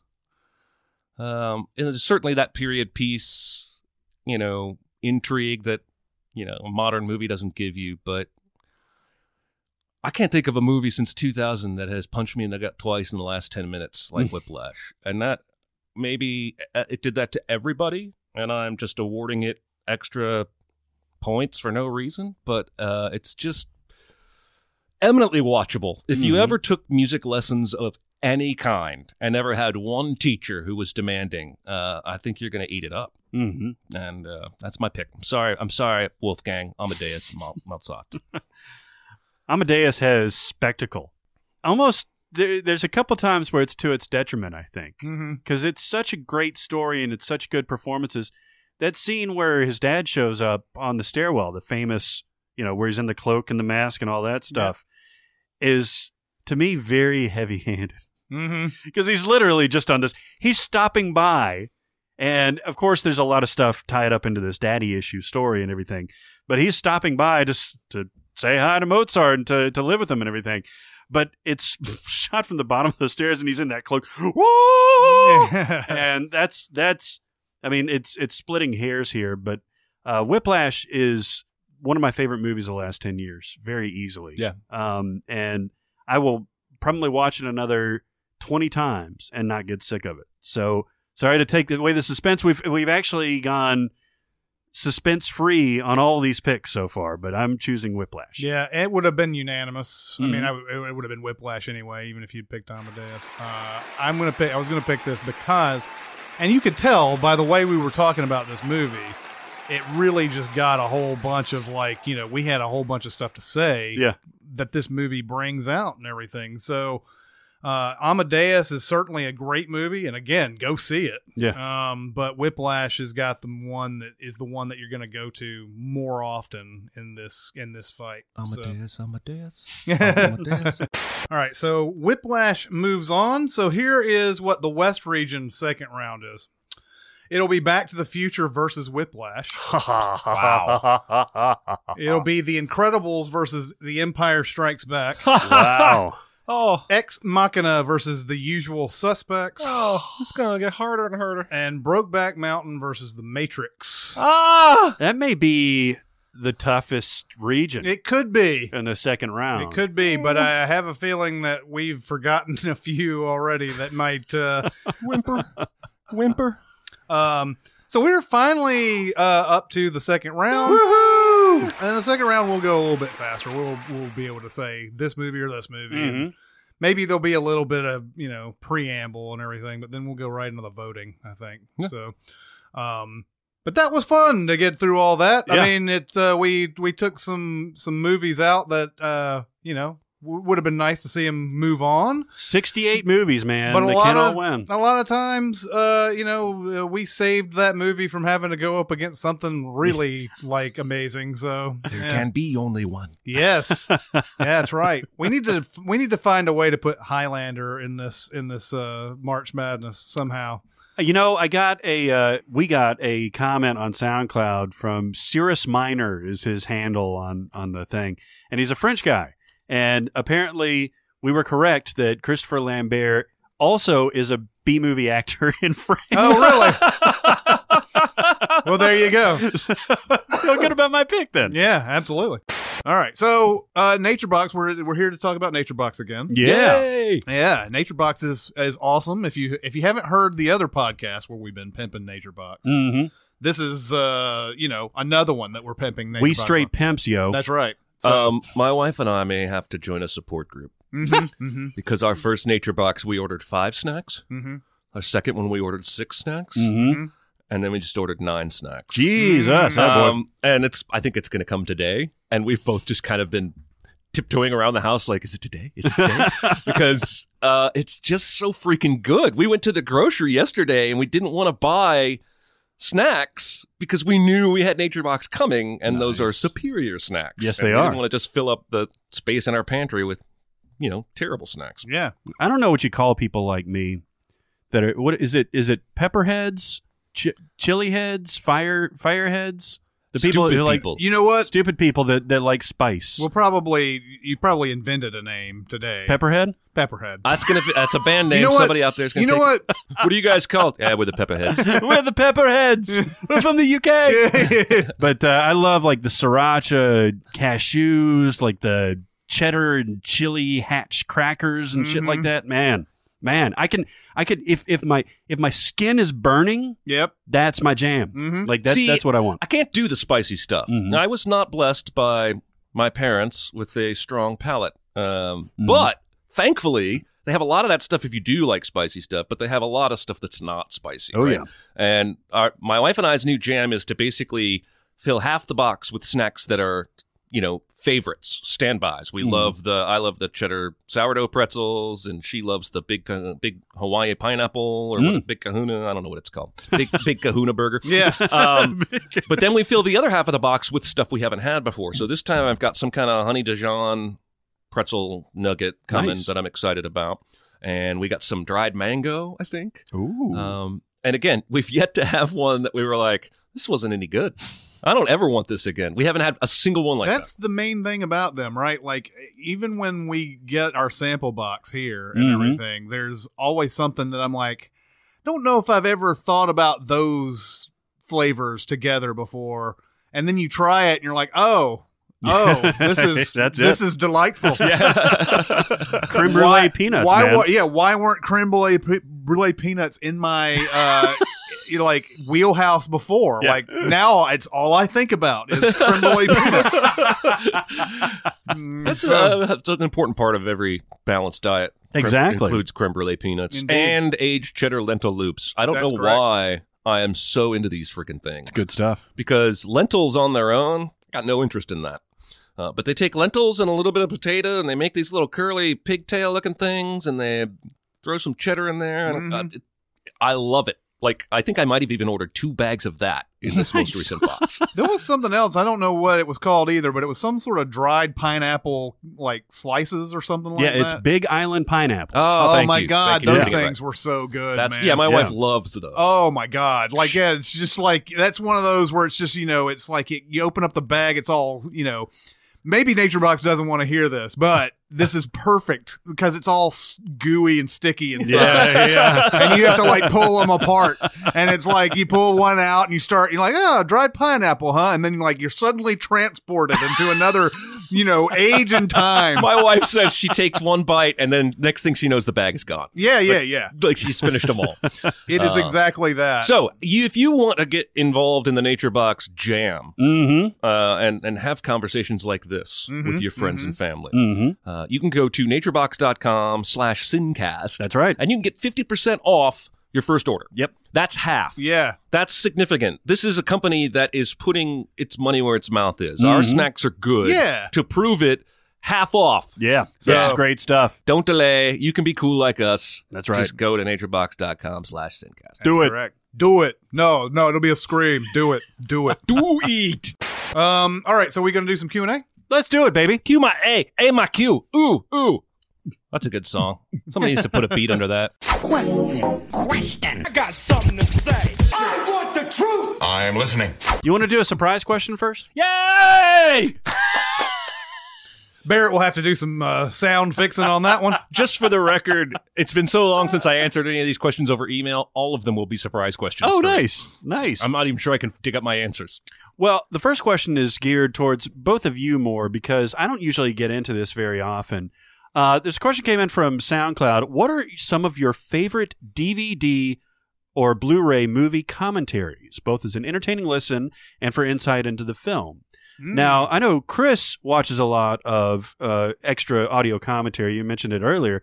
And I know Jeremy does too. What are some of the really good ones? I used to. They don't make them very much anymore. Like the commentaries, I haven't been seeing them as often. I don't know. I feel like they do them just as much now. Really? It feels like every time I put in a Blu-ray, the extra features, it's commentary with this, or maybe even 2 tracks. Maybe I just stopped looking for it. Yeah, I think that's a possibility because I generally don't have time a lot of times these days to just throw on some commentary. Like I bought that 4-hour extended edition Lord of the Rings, all 3 of them and everything, and they have like 4 different commentary tracks on all of them. And one's the cast, one's the director, one's it's like a million different commentaries, and it's like I'm sure there are people who have not only heard all of those commentaries, but have heard them more than once. But that's just something I don't have the time for. Yeah. There's a couple of them that I really like. Alexander Payne on Election. Oh yeah, I bet that's good. Is great, and in fact, you can see that he's probably got a little Cinemasins in him. Oh yeah, because there's a moment in there where he says there's a part where Broderick's on the phone talking to the woman he's had an affair with and everything, and she hangs up on him. He's like, now you notice that after she hangs up on him, there's not a dial tone. I've always hated that in movies, but it's very illuminating because there are things that Alexander Payne was thinking about making this movie that you probably would never think of on your own. He even brings up some things like, yeah, this is just for me. I have them positioned this way in this shot because it's this and that. It means this to me or whatever. But one of the things in Election that I didn't notice the first time around was how many times circles and garbage show up in Election. Showing how Mr. McAllister is always running in circles. And like there's there's a lot of like stuff with the track, and there's like and there's a lot of stuff with garbage too. Like obviously that's a big plot point in the movie. He really gives you a lot of insight into that movie. And so if you haven't seen Election, see Election. We've pimped that movie several times on this, but his commentary on that is great too. And then there's another one, Zero Effect, which is another movie that I've sworn by. Jake Kasdan's on that, and that he's talking about it and everything. And it's a fun little commentary too. Especially from the perspective of a guy who I believe was directing his first movie, if not like one of his first movies. And talking about getting all these amazing actors for it and everything. You got Ryan O'Neal, Ben Stiller, and then he's got Bill Pullman, and it's just Bill Pullman is, I think a lot of people, well, is he an amazing actor? He's an amazing actor in this for sure. But that was a good commentary as well. Nice. Well, I can't remember a specific commentary where it was just like, oh, that's so badass. But I do remember, in terms of bonus features, the Finding Nemo DVD had a lot of cool shit. And this was right around the time that Pixar was finally starting to sort of perfect water. Yeah. And they kind of had to before they could put this movie out because so much of it took place in water. But the behind-the-scenes stuff shows everything from the underwater footage they captured as their basis to start with, the trips they took to aquariums to watch their early animation attempts that aren't as good. And of course, you probably know this if you've ever seen a behind the scenes of any Pixar movie, is that they have this rough cut, like long before they're actually doing the computer animation and they brought in Ellen DeGeneres or whoever to do voices. They just grab people around the office and they have these little rude, crude hand sketches, almost like a flip book. And they basically do a rough sketch of this movie with fake, rough temp voices. This is how you end up with directors like Brad Bird doing Edna Mode and Andrew Stanton doing Crush, because those were what they did in this temp thing. But it was so funny. Everybody said, you got to do it on the real one, too. So the Finding Nemo DVD, I remember I spent hours and hours going through those extras, and those were really cool. And then I just want to say, any DVD that has a bloopers package is the best DVD ever. And I don't understand why every movie doesn't have bloopers on the DVD, because I know you fucked up sometimes, right? Just give it to me. I want to see mistakes, damn it. It's fun. Kill. Like those Star Trek movies, J.J. Abrams' 2009 Star Trek blooper reel is fucking hilarious. I bet. Anyway. I'm sure that there are some movies that they don't put a blooper reel on because they don't want you to color what you see. Like if it's a serious drama or something like. But it would be hilarious though to watch somebody in the middle of some just gut punching scene suddenly just break out laughing for whatever reason. One of the best Saturday Night Live skits, when somebody can't keep their shit together. Yeah. Right? That's why the Carol Burnett stuff with Tim McCarver and all those. Is it Tim McCarver? No, he has a baseball. Tim Conway. Tim Conway. Tim McCarver, Tim Conway, 6 of one, half dozen of the other. That's why that shit was so funny, is because those guys cracked each other up all the time. And I know a lot of people give shit to Jimmy Fallon, but if Jimmy Fallon started laughing in the middle of an SNL sketch, that was going to be gold all the way through, because he couldn't keep his shit together. Right? One of the things I came across recently, and it's on YouTube, was the Cable Guy blooper reel. And man, that's just terrific stuff. And it's funny to see Jim Carrey struggle to get through something, because everything seems so effortless to him. But he's got this line where he's at Steven's family's dinner and everything, where he's trying to get out a line about Goodfellas. He's like, a story of 5 tough guys from New York that are trying to, and he can't get through the line. And like it's paced throughout this blooper reel where it's like 5 times he just can't get it out, and he's finally just like, fuck it, I'm done. And the line isn't in the movie, so that's pretty hilarious. It's a good one. It's a really good one. This one comes to us from a family member. Oh, I know what it is. Yes, from Jeremy's cousin. I listened to the SinCast today, and the random medicine man quote that was gave me a great question for you guys. I want to know each of your white whale movies, a movie that you always wanted to see but never got around to seeing until much, much later, and then you were totally disappointed. His was Medicine Man. Came out right when he was starting to watch PG-13 movies, and then he watched it and was tremendously disappointed. What do you think? Everyone who saw Medicine Man was tremendously disappointed. You're not unique there, right? My example is not a good example, and I recognize this right off the bat, okay? Because I need to give this movie a better chance. I was probably tired when I saw it, whatever.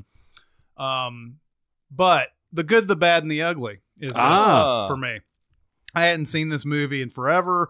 Finally watched it probably the first time 3 or 4 years ago. And I watched the whole Man with No Name trilogy all the way through. So I saw Fistful of Dollars and all that. So it got to The Good, the Bad, and the Ugly, and and like it just felt interminable, man. It was just it just felt that way to me. It was super long. They're looking for like a cash box. Yeah. And like there's a point where they get mixed up in the Civil War. Yeah.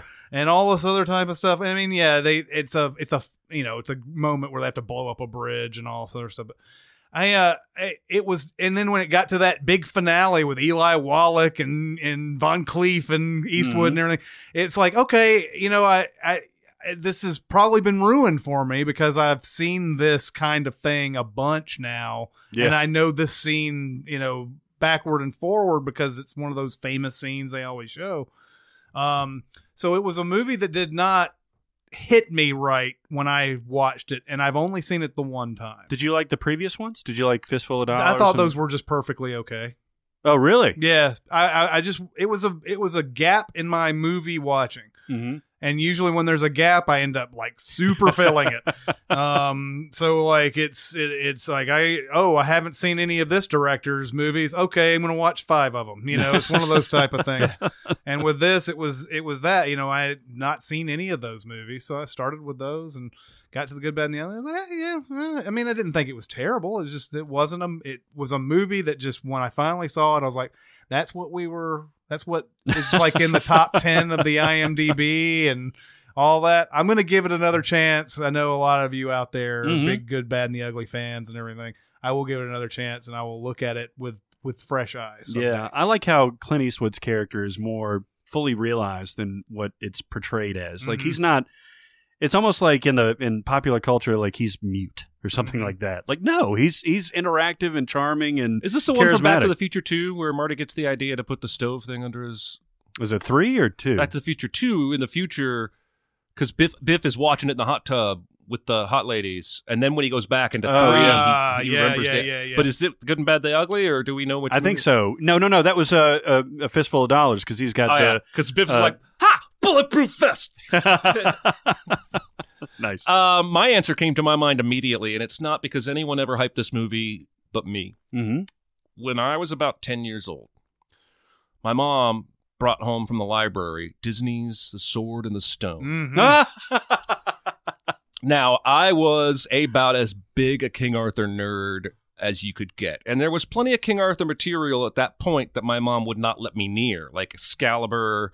But I was into King Arthur. I knew enough. I was into it. And at this point in my life, the only way we got to see movies was if Mom brought them home from the library. And the library had a selection of 60, I'm guessing. So she brings home The Sword and the Stone for me, something else for my brother. And I was pumped. I knew I was going to love this. I loved the Robin Hood Disney movie. I was ready. Mm-hmm. Through circumstances beyond my control, it had to go back to the library before I got to see it. Uh-huh. And I came home from school to find out it had been taken back to the library, and I bawled like a baby. Wow. I cried because I didn't get to see this movie I knew I was going to love. And I didn't watch it till college. Really? And by then I was like, what an idiot I was. Like, 10-year-old me was such a moron for crying. I mean, it's a charming little 1960s Disney animated film. There's absolutely nothing in it that should have made me want to see it that badly that I cried when I missed the chance.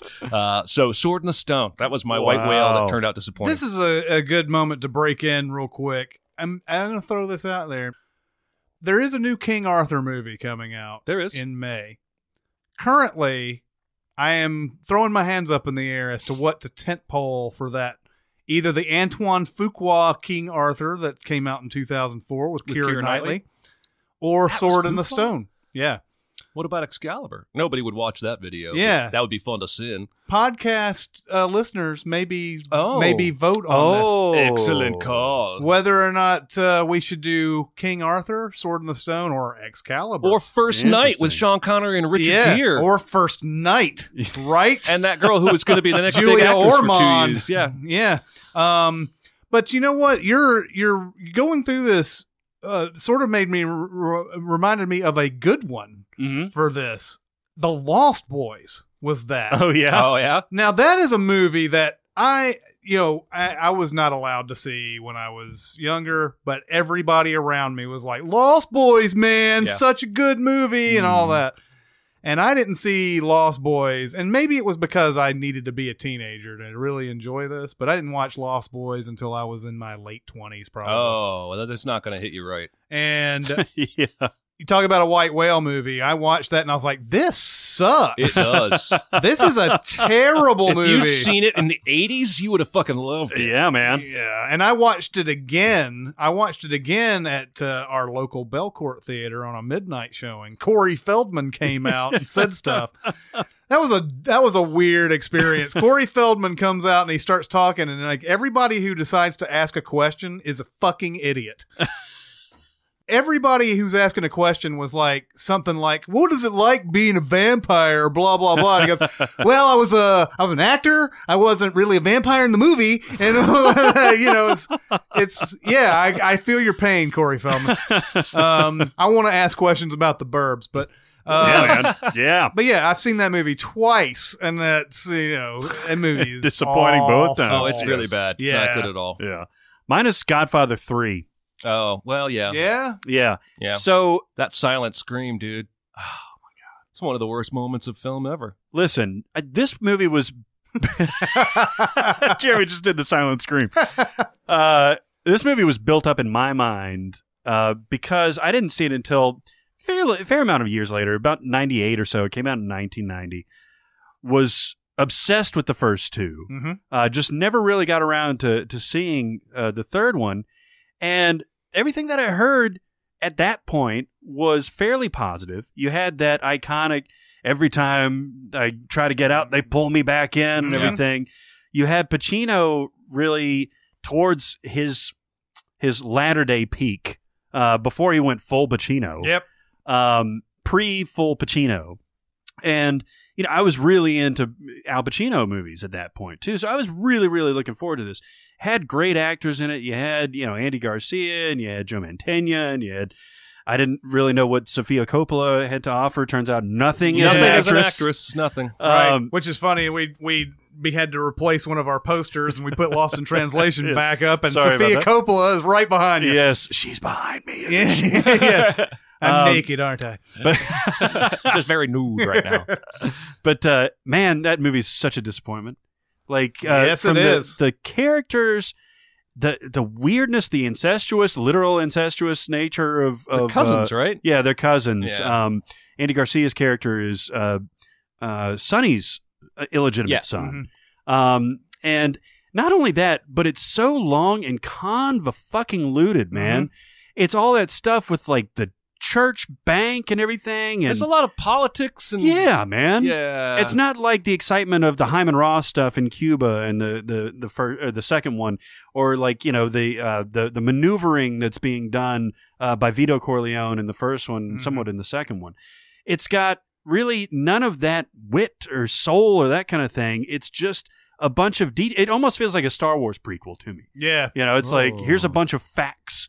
And here's characters that you love, but we're going to fuck them up a little bit. Godfather 3 is one of those movies that I always point to as maybe you waited too long to make this. Yeah. There's such a stark difference in the way movies were made in 1990 compared to what was going on in the 70s. Coppola made The Godfather like with basically this idea. The studios basically had sort of given themselves over to directors at that point. They weren't like looking for the quick buck like they are today or whatever. They weren't looking for a $400 million whatever. And there was these wave of directors coming in that were basically just allowed to do what they wanted to do. And in 72 and 74, Coppola is just, he's making the movies he wants to make. Mm-hmm. Even though like Robert Evans is like breathing over his shoulder or whatever, it's just, Coppola's pretty much got the backing of everybody else. By 1990, movies are so much differently made, and he's a different person. And if you watch 1, 2, and 3, you see 3 the quality of film is better. There's more color. It doesn't look like it even belongs. No. And it's the same, like, I totally get that prequel thing that you're getting, because the prequels come out, and that's supposedly something that's happening before A New Hope and everything, and it looks so much glossier and cleaner and all that. They missed the opportunity as far as look is concerned, and probably just being able to. I mean, Lucas did what he wanted to do on those movies, so we can't really blame studio involvement. But still, it just by 1990, these movies are just completely different. They don't want to do those type of things that they did in the 70s, where it's it really does look like they're just trying to make a quick. Is buck. it possible that he just? Now, I'm speaking out of ignorance here, but I'm also the guy who tonight has called Osama bin Laden Saddam, so bear with me. Maybe the source material just isn't anywhere near as good. Were there 3 books, or did they just make up stories? Puzo, I think, wrote all of these. Yeah. Okay, so maybe the 3rd book is just not as good as the first 2? But I don't think he wrote another book. He just wrote the screenplay to this. I think something like that. And in fact, they were talking about doing yet another one that takes place after this. That takes Andy Garcia's character and follows him after he ends the relationship with Sofia Coppola. And then Talia Shire's character gets more involved. She is a stone cold bitch in this movie. She's ordering hits and she's taking out all kinds of crazy shit. It's just such a weird. You've got the weird dynamic between Michael and Anthony, his son, who wants to be an opera singer, so they go out to Italy and everything. But both of the previous 2 movies had gone out to Italy and had this wonderful feel, this European feel. This is none of that. Even when they're interacting with the Vatican and stuff like that, it doesn't have any of that sort of connection. It may well has been just a completely different universe. Yeah. It's a pale imitation. I will say it's interesting though that at the end of The Godfather, the baby that is going through the coronation or christening or whatever it is Sofia Coppola. And it actually ends up being her playing that role by the end of it. Yeah. He sort of got it in his mind, like, well, we should keep the continuity with this. It's a bit of nepotism, but we should go out of our way to say I think she's got talent, just not as an actress. That's right. Oh my goodness, that's correct. She is. Yeah, well, and I think she knows that. That's why we didn't see her ever again, really. Yeah, no. So I don't think she has an extensive acting resume. No. Yeah. Hit me. All right. If you were, I love this one. Who's gonna hit me? If you were to direct your ideal love scene, oh baby, and we're giving carte blanche to use any film characters, who would you use, and where would you set your scene, Jeremy? Well, okay. I think I told you this in person. I could probably have spent 4 hours writing answers to this question. Yeah. As it turns out, I thought of one immediately and loved it, and that's what I'm going with. But this is the type of question that just turns the gears, right? So I'm gonna take Gamora from Guardians of the Galaxy. Nice. And I'm going to ask her to have a sex scene with Captain Kirk from J.J. Abrams' Star Trek. Mm-hmm. Ah. And now there's a couple reasons here. Kirk is already sort of famous for having relationships with green alien women. That's right. There's also going to be that Uhura underpinning. That's right. Because the same actor Zoe Saldana is playing both characters. Mm-hmm. And I would set the sexing on the fucking bridge, man. It's the night shift. Everyone's in their quarters asleep. Gamora sneaks up. Captain Kirk sneaks up. They do it in the captain's chair. They do it on the warp drive controls. They do it over on the comm thing on the frickin' floor. Basically a porno as close as I can get without all the nudity. They leave their DNA all over the bridge. It looks like a Jackson Pollock painting. That's right. Exactly. The good little Guardians tie-in there. Nice. You got to also throw in her character from Avatar as well. I could have gone that way too. It's a good call. Oh, yeah. I'm going to pick 2 characters that have a lot of connection. So I'm going to take Brad Pitt from Fight Club, who is shown just being able to go all night. Even though he's not real, but That's go ahead. Right. And I'm going to take Angelina Jolie from Gia. Also proven not to be real. And 2 people who went on to be married. That's right. Exactly. So his character is just obviously imaginary but unhinged in Fight Club. Sure. And just, those weird, foggy, warpy sex scenes that they show of him and Helena Bonham Carter in there are just where it seems like just the vilest shit is going on here. So you could get a lot of like dangerous type of shit. Same thing could be said with Gia for Angelina Jolie. She has all kinds of. She's this this model that comes out of nowhere and just this force of nature that burns out very quickly. But she has a lot of sex in this movie too. And she's naked. She's having sex with Elizabeth Mitchell, and she's having sex with all. There's a fence. There's a fence involved. That's right. Speaking of fences, I'm setting this in jail. Oh, whoa! As a conjugal visit.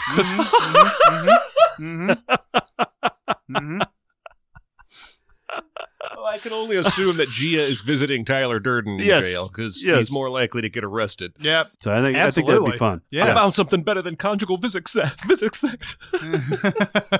Escape prison sex. Conjugal visit sex. That is happening. Yeah. Kermit and Miss Piggy.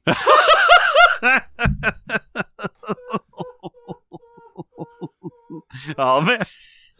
Because how does that work? How does that work exactly? I hope you're going to go all Meet the Feebles on this shit. Oh, we have to, because Kermit the Frog, because he is a frog, has a cloaca. God damn it. Will you say that again? He has a what? A what? I want to hear it again.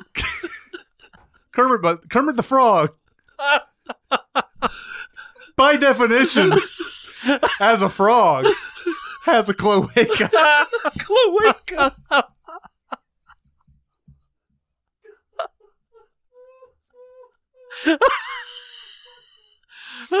What is a cloaca? It's the thing that the sperm comes out of to fertilize the eggs. Excellent. Now, what does Miss Piggy have that's unique? She has a pig vagina. Awesome. Sweet. Do they call that anything funky, like a pigina? Probably. All right. Yeah. Vagina. Swine-gina. Yeah. Which G gets it? The soft G or the hard G? It's kind of like GIF and GIF, right? Yeah, definitely. Except Which with is pig definitely vaginas. GIF. Yeah. So Kermit and Miss Piggy are scissoring, I guess, in some way. I need to know. Scissoring? How are you going to puppeteer scissoring? Oh, that's easy. Oh, okay. Team America did that. All right.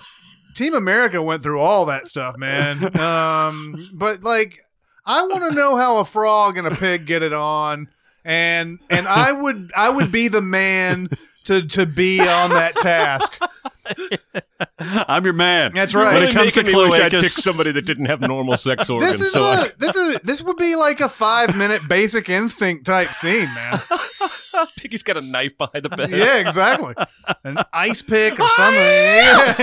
I think it would be violent because Miss Piggy always is beating up on She's Kermit. very beating the violent. fuck out of him. Yeah. She's gonna beat that cloaca up. Oh yeah, man. She's gonna pound that cloaca right in the face. Right in the face. I don't know who I'm more worried about: people who Google cloaca or people who Google Meet the Feebles.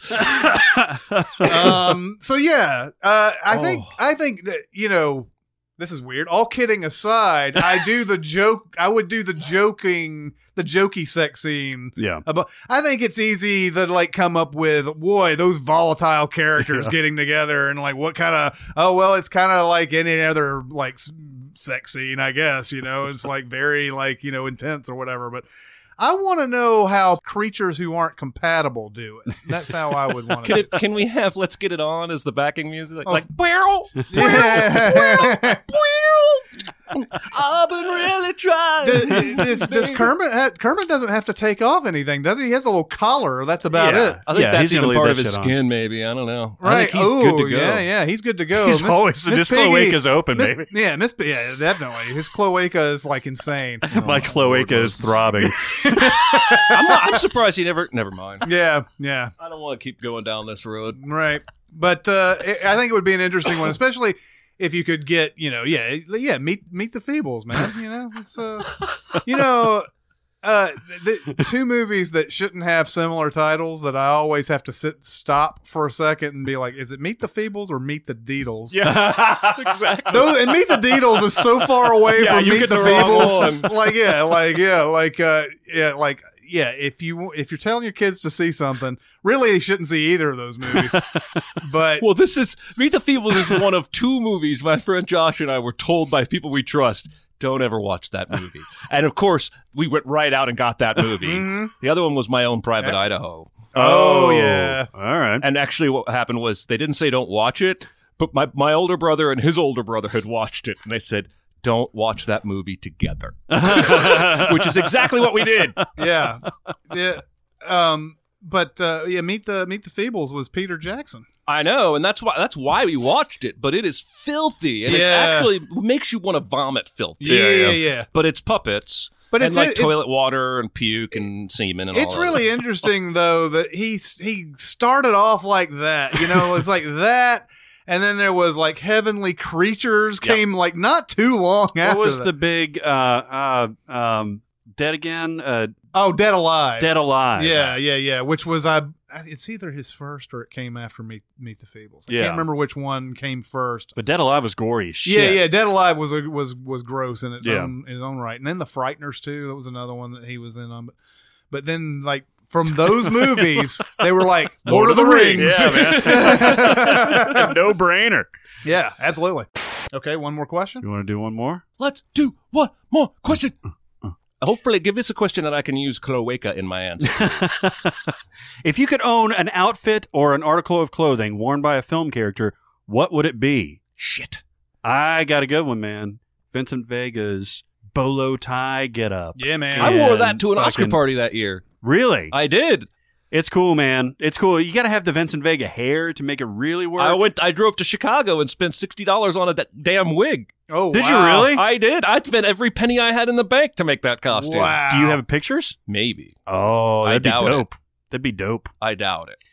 Man, that outfit just looks fucking cool as shit, man. When he gets out there on the dance floor, Jackrabbit Slims. Yeah. And what I love about that scene is that they take their shoes off, and he takes special care to like take them off and then set them on the side of the stage before he does this, twist and everything. He's just so focused in there. Everything about that outfit is just cool as shit.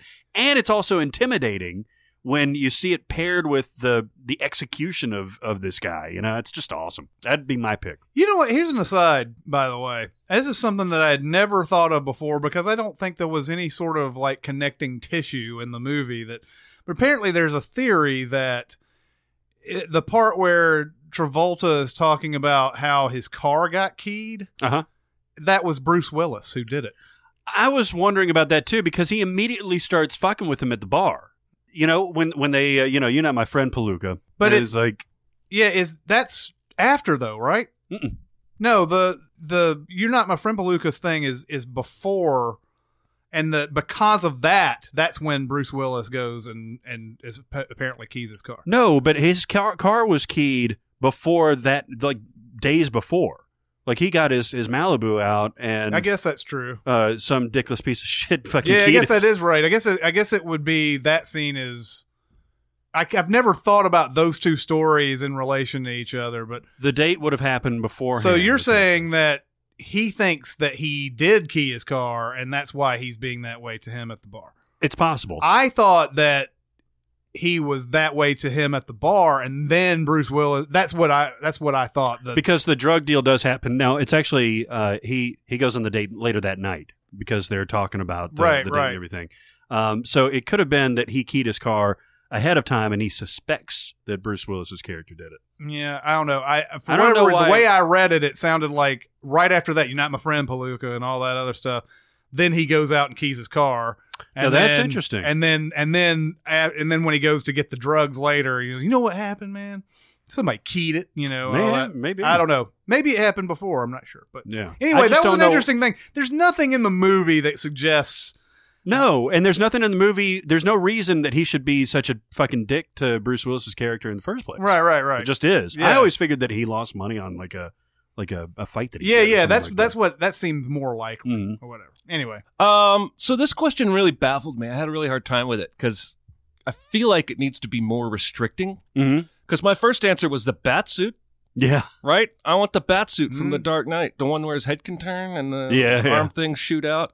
But if I'm going with like actual clothing, realistic clothing from a movie that I would wear, I'm going with Marty's life preserver from Back to the Future. Yeah. The orange jacket vest. Puffy vest. They used to be everywhere. Yeah. I kid you not. Yeah. Kids of today, if you're watching that movie going, why the fuck did they ever make that? They made them. We wore them. They were everywhere.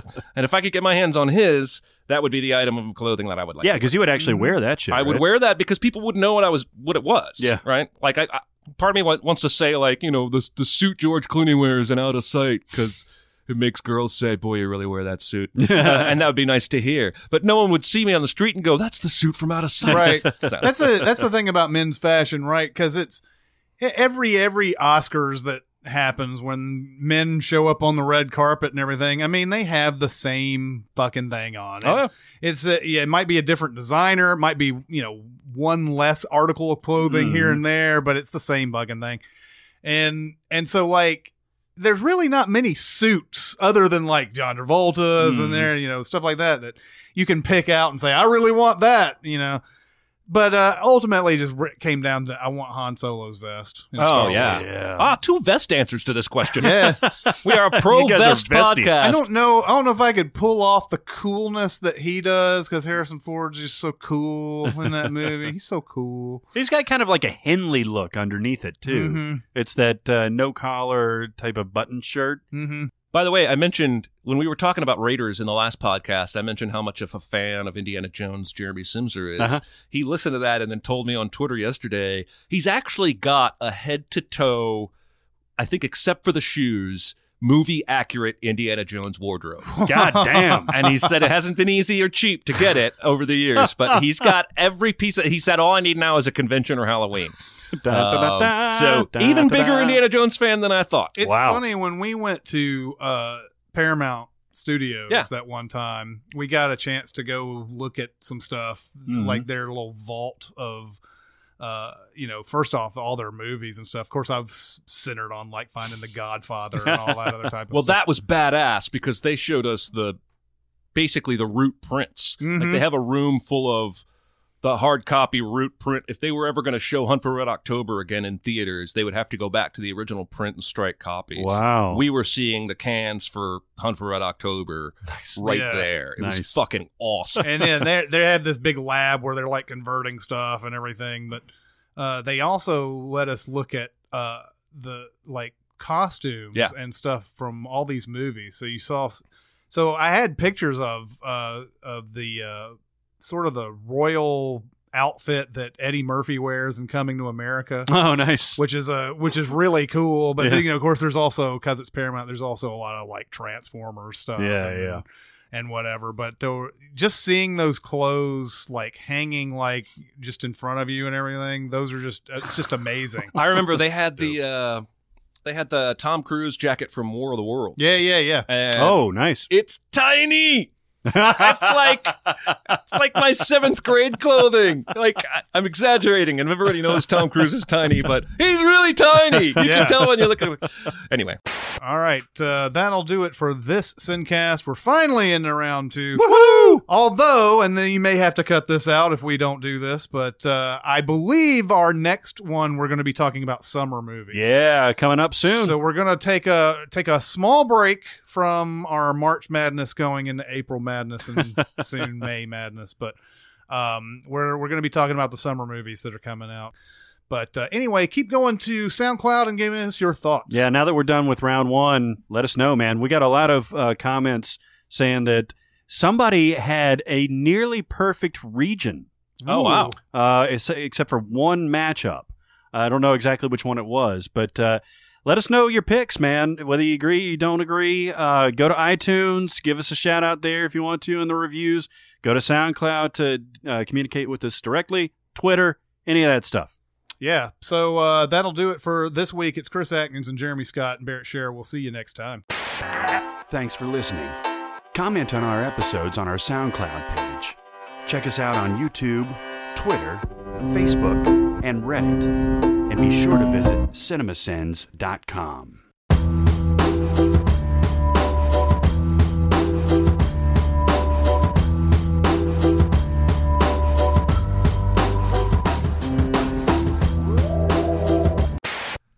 should never let the girl put her mouth on it. That's what I'm saying. That was what Mila was mad about. Wasn't how long it went on. It was that it ever started in the first place. As soon as the mouth makes contact with the frenulum. Yeah, I mean, I don't have a lot of experience, but I've found that when I'm dating girls, they don't like it when I let exes, put their mouth on my penis. Yep. Yeah. Even if it's only for like a second. Yeah. That's still not something that's it's going a to come second too long. Yeah. I actually don't understand why it even matters. After you've had sex with Mila Kunis, like, who even cares about your ex-girlfriend at that point? Yeah, not to mention the entire movie, she shows all kinds of reasons why he should never have been with her in the first place. Mm-hmm. And then just that broken heart syndrome, man. Yep. There's a girl crying up here. Yeah. It sounds like she's really going through a really rough patch. I hear the same thing. It's coming from the floor above me. You're on the top floor, Peter. I'll try and keep it down. I don't choose anything by what's on it. Like, I just have, here are the shirts that are soft that I wear under stuff. Here are the shirts that I wear over them. And I just grab and go. It's the top of the stack routine. Well, I think it's hilarious about this Silicon Valley season that's coming up is when he's like, I'm going to shut down the business, but I'm keeping the name Pied Piper, and there's nothing anybody can do anything about that. And everybody's like, okay. Yeah, that's a terrible name. I haven't really watched that show, but I did watch the clip of the, what was it, dick to dick ratio? Oh God, that's the best. That show's awesome. That's what made that show a hit. Essentially, was that final episode of season 1. It was, and they actually got real mathematicians on that. Did they really? Screenplay? Yeah, to like figure out, because it's funnier if you can come up with actual math. Yeah, and it was so casual. They're like, okay, this is what we're going to term this phrase. Yeah. What if the dicks were touching each other? It was, could one hand do 2 dicks at once? Yeah. And it's like, and then it's like, what is it the difference in girth? Will that make any difference? He's like, shit, it does. And I wanted that clip where he's like, and Peter LaFleur is blindfolding himself, and Jason Bateman's like, he is not going to be able to see very well, God. Yeah. The Up There song is on YouTube. Mm-hmm. Use that a lot. Anytime there's a Satan thing. Yeah. Up there, there's so much room. Babies butt and flowers bloom. They can dream, I can dream too. Up there, up where the skies are ocean blue. I can be safe and live without a care. Live without a care.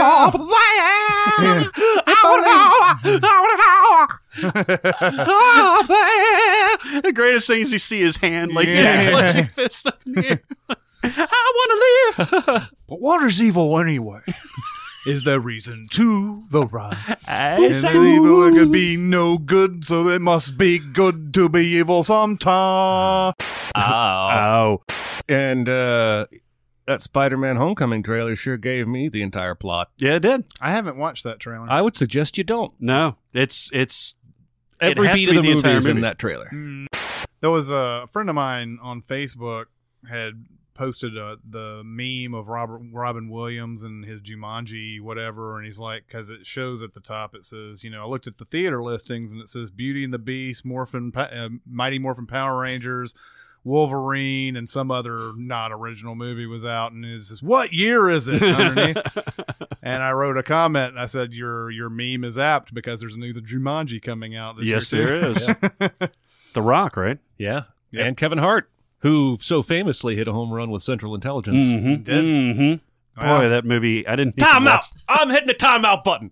I do like the, what'd you call it, the boss boner? Or the bully boner. Oh, yeah. Boss boner. Bully boner, yeah. I mean, it's crazy how they make Jason Bateman in this, where he's just like, unrelenting. You know what? Just be a dick all the time. Don't worry about it. Everybody's going to love it when you get your ass beat.